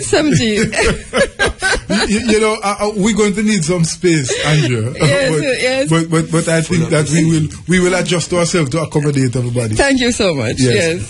But so that event promises to be exceptional, because we have invited all the other schools in Westmoreland, in the parish, and we expect that they will turn out.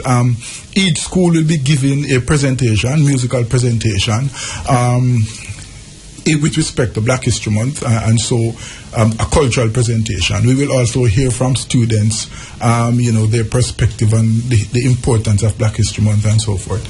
And then the doctor will close off things with a fantastic performance. Yes, most definitely. And he's looking forward to it, Yes. And he has said to me that he's not leaving Westmoreland. He says he's going to be down there for the weekend. Well, I think he's a smart guy. The fact is that he has been wearing this title for some time, right? And we have heard about other lectures to the extent where they were coloring books. So perhaps that was for the elementary. Yeah. We are going to really give the Dr. Beanie Man the opportunity now to really own this doctorate that he has. Yes. And I think he is looking forward to it as well, from what I've heard. Right. Mutavuka, who's there every year, my co-host and partner, serious partner in all of this, joins us now on the phone lines. Muta, morning. Morning. And I know that you were out playing last night too, so... I just don't play, I play till in the early morning still. Whoa, wow. In a Portland every day, you know? Yeah, I thought so, because I know that's where you're playing. But Muta, thanks so much for joining us. We're almost out of time, but and I know you have talked so much about the event over the years, and I've given, from even your own personal perspective, so much credibility to this particular event. Your own thinking on the Festival of Drums, the symposium, the Sunday afternoon, the Sunday morning into day, what we're doing as a team together, your own thinking on it, Muta? Well, I'm totally pleased about this drum circle, you know what I mean? Yes. I don't hear you call Sons of Tiba still. Tiba yes, man. How you call him? Oh, they're not on the Puma, so we need to put them on the Puma. But yes, they're definitely there, yes. It's really nice to know that an academy, a school, can really rise to the occasion. And I want to hail up my principal who I thanked the root. I put a root to him that has no blossom. That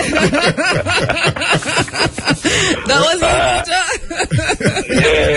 I mean, if you don't tell me how much what I have done and what I have done, I say, well, correct, and me won the academy. But that's a Muta part ownership in the academy. Yes, Muta has been there for the last 2 years for another program as well. Yeah. Because we have a creative writing program that he is now the resident poet. There you go. You know, so. Yeah, but it's nice. It's nice to know. But I just want to tell you something, Andrea. I mean, this is my last word. I don't know how I will take it, but with all the go round, eventually someone from IRFM, I think is you, have to tell the people why it was moved from the mausoleum to the academy. You know what I mean? Yes, it may sound little ticklish and political. Muta, I mentioned it this morning. No, I didn't hear. You were playing. You were playing. We were kicked out of there, and I did say that we were kicked out of there. We were ejected. Oh, okay. I never hear. Yes, I said it, man. I said it. Nobody can kick me out of that, man. We've been ejected. We've been ejected from the mausoleum, and have been threatened not to use the Peter Tosh name too. So it is what it is, and I've said that. But I just want to know said, you know. Yeah, man. I said it. But it was always a black as you say, we have to be greater and bigger than who we were, and obviously I see that it is greater and bigger because now it's 3 days, and I hear you say, Muta. Did we lose you? I'm gone. All right. I think he was going to say, I said all over drum for come, because that's what I said. Yes. You know, tell us what your own thinking on this too, and the vibe in Westmoreland. Me there listen not about kick out, and I said, they not mention the Wild King was also kicked out. So you see, you were ejected a few times. Okay. Yeah, man, it's so great. It's so great that you get emotional, because you actually give birth to a little something where you don't even know what you're doing, but you know you have to do what you're doing, and to see it blossom into something that is much bigger than you and not become bigger than the world. It is wonderful, and it is a lesson that we should all learn, especially we in the industry, because you pick up an artist who is nothing from nowhere, and you bring him to a point, and you cannot bring him any further because you don't have that knowledge, wisdom, and understanding. But you refuse to not necessarily let go, but to bring in some other forces to enhance the growth. And that is what really happens in this case. Refusal to bring in the forces to bring on the proper growth. And so Westmoreland people has realized that this thing is growing bigger than them, and we have to give thanks to them because they have opened their arms for the growth. and for the development of this. And I want to tell you how the growth is serious, because, I tell people on February 1, I asked a question on air. It was February 1 or late in January early January, I'd asked what was the first name of this program, and I was talking a little bit about the history of the theme of the first name. The first name of this program was Sunday Morning Coming Down, and there was a feature within the program called Running African. And so Sunday Morning Coming Down was a song that was a cover version done by Ernest Smith, even though the original.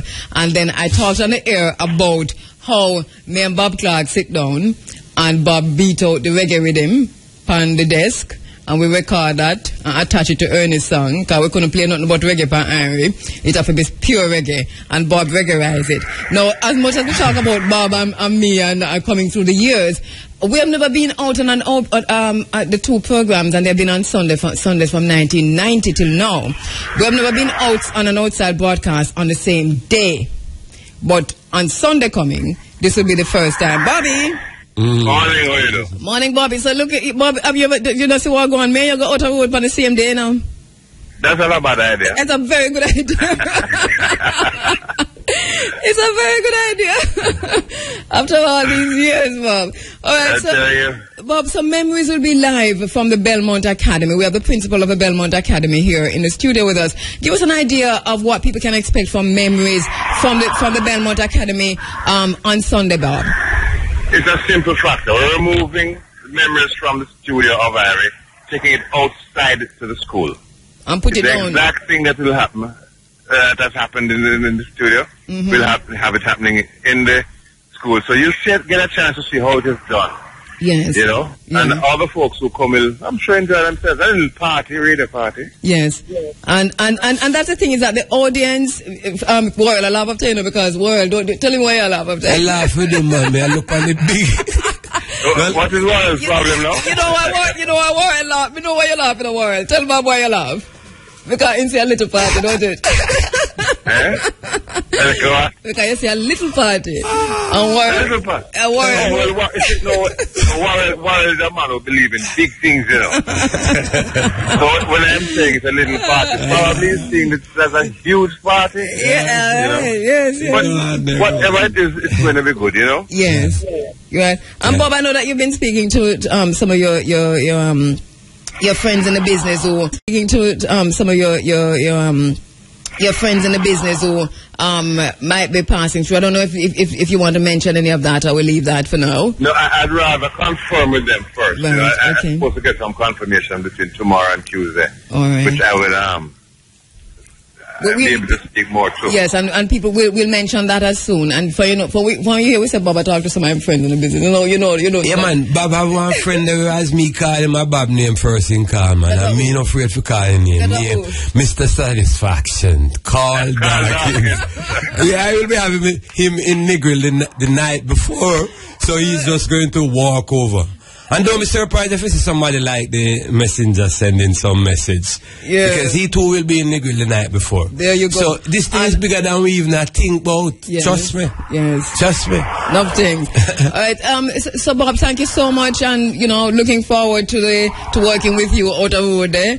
And for memories to be live from location at the Belmont Academy. Anything in particular you want the audience to know before you head out, Bob, to Belmont? Just want them to come out, Yeah. So we can meet and greet. All right. Memories live from the Belmont Academy. And I'll tell you something, This month is the first time memories, no, it's the second time, but well, let's put it this way. Yeah. We did one program 20-odd years ago in Negril. Yes, I remember that. Long time. Yes. So, it's really one of the things to look forward to, doing it again. We did it 1st of February, we did it last week, and we're doing it next week. And right. Boy, it never rain, but it pours. It's becoming a habit. It's becoming a habit. Watch yourself, Bobby. All right, thanks so much, Bob. All right, take care. All right, Bob Clark there. He will be live on location at the Belmont Academy. What do you think about that, Mr. Simpson, Principal? Well, looking forward to that with great anticipation. Yes. I think it is just a tremendous thing and a tremendous feeling that we're having. I get this thing about being an avant-garde principal from time to time, but I'm just playing my little role as an educator, because I think that education without common sense is nonsense. That's right. And if we have an education product that is not embracing of the community, then it is really not being effective. And so I believe that it is just important for us to identify these very important aspects of our culture and our nation, and to celebrate it in this form. The Belmont Academy is such a beautiful school. The grounds are pristine. The bathrooms are nice. You can literally eat it. She had an experience. You know, I had an experience in the bathrooms. I can't stop talking. You know, the bathrooms are really nice. You know, the principal bathroom nicer than any Sandals bathroom. No, honest to goodness, but not like. So, and you know, the whole thing down there is really nice. There is a sophisticated aura at the school. In other words, we take things for granted, you know.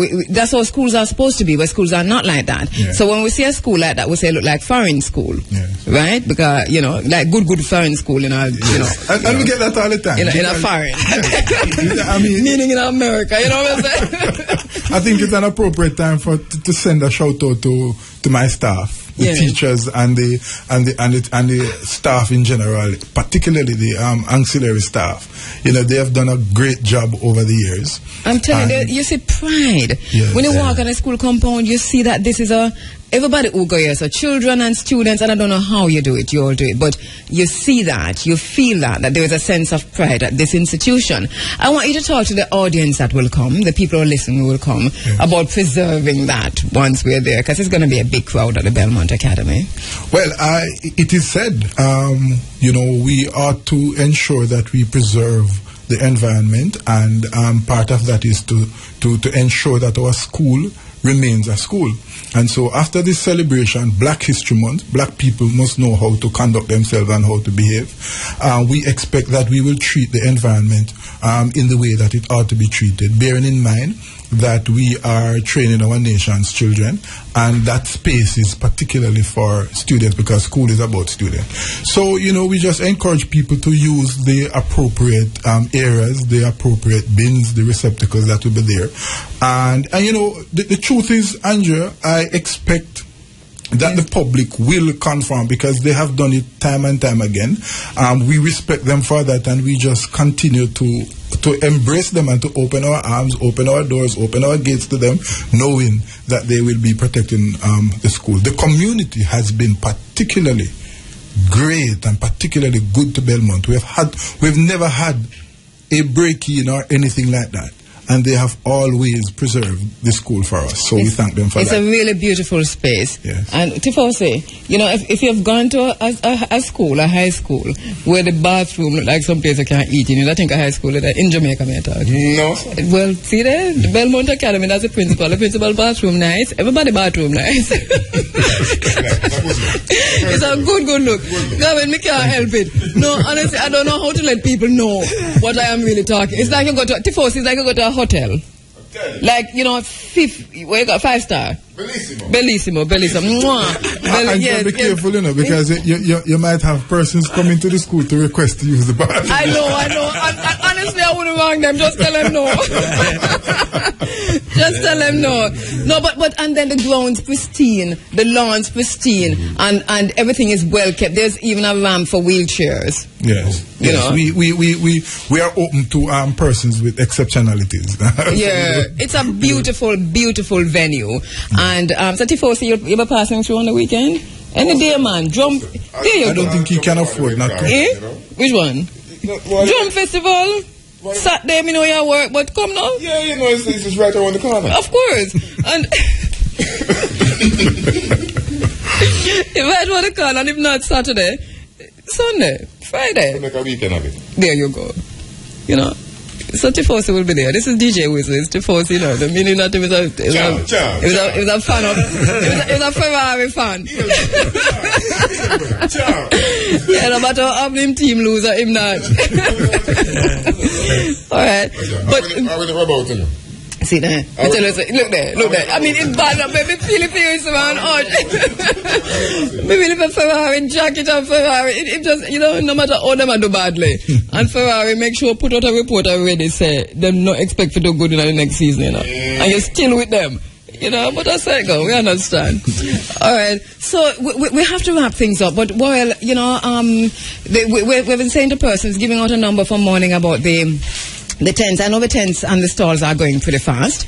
So there is an urgency on this because there's going to be an African marketplace on the compound. Yes. For people who want to vend and for people who have African fashion, African clothes, African art and craft, African jewelry. Anything else we left out? Apart from that thing, yeah, well, there you go. You see that? Look here, now. See the principle? Look here. When? We need television in the studio, please. I'm not going to say that. You know? Anyway, the first ganja board in Jamaica has on it the former Prime Minister, Mr. P.J. Patterson, the former Prime Minister, Mr. Edward Siaga, the former Governor General, Mr. Kenneth Hall, and I think a Shirley on it too. So, how me depend it? Well, that may I say. No, how me depend that? And that may I say. You know what them depend on, me need to depend on. All right, you know, right, that's what may I say. So that is just, you know, I just throw that in. Yeah, that's great, man. Work the wild training. I just throw it in, sir. Yeah, so we're looking forward to a great weekend. Some last words from you, Warren. There shall be no last word. Just let us. Okay, first word. First word. Yeah, man, it's wonderful. The people are going to do what they are supposed to do, and I will tell them one thing.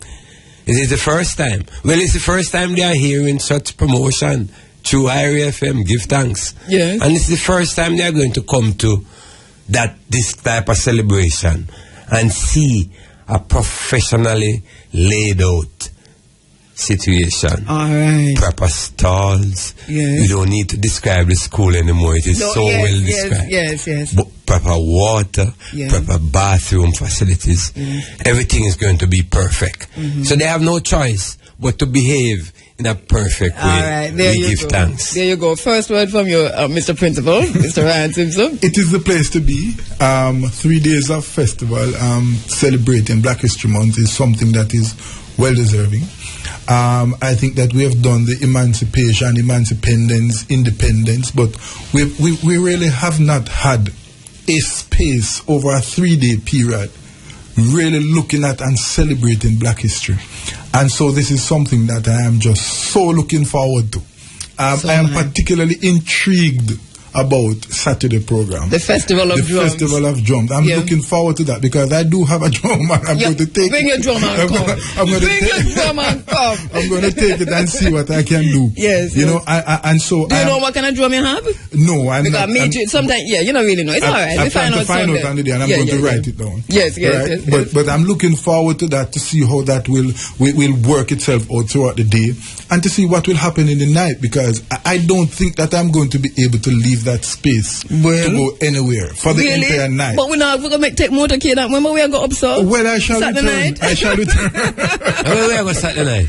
No Club Tambo. Oh. I'm going to Club Tambo go watch Luciana perform. Yes. And that promises to be something. Yes, and then we come forward. Yes. Because bingy through the night. Right. Yeah, because bingy till daylight. But I know Luciana when you watch performing. You cannot forget that little man named Carl Dawkins, you know. Oh, there you go. I was sinking in your heart, you know. I remember saying I come forward with it. Heart. It is what a thing. What a thing. It promises to be the power of Peter Tosh. There we go. This is how we wrap it up. Thank you, Ryan. Thank you so much. Thank you, Gavin, my co-host, as we make way for Tifosi, Mr. DJ Weasel himself, who is in for the Big A with the sound of Count Ozzy and the mystic revelation of Rastafari. So long, Rastafari, call you. My name is Kabuma Art Kheru. See you next week, Friday, Saturday and Sunday at the Belmont Academy in Westmoreland. Walk good, travel safe, tell them other one howdy, but head for Westmoreland. See you there.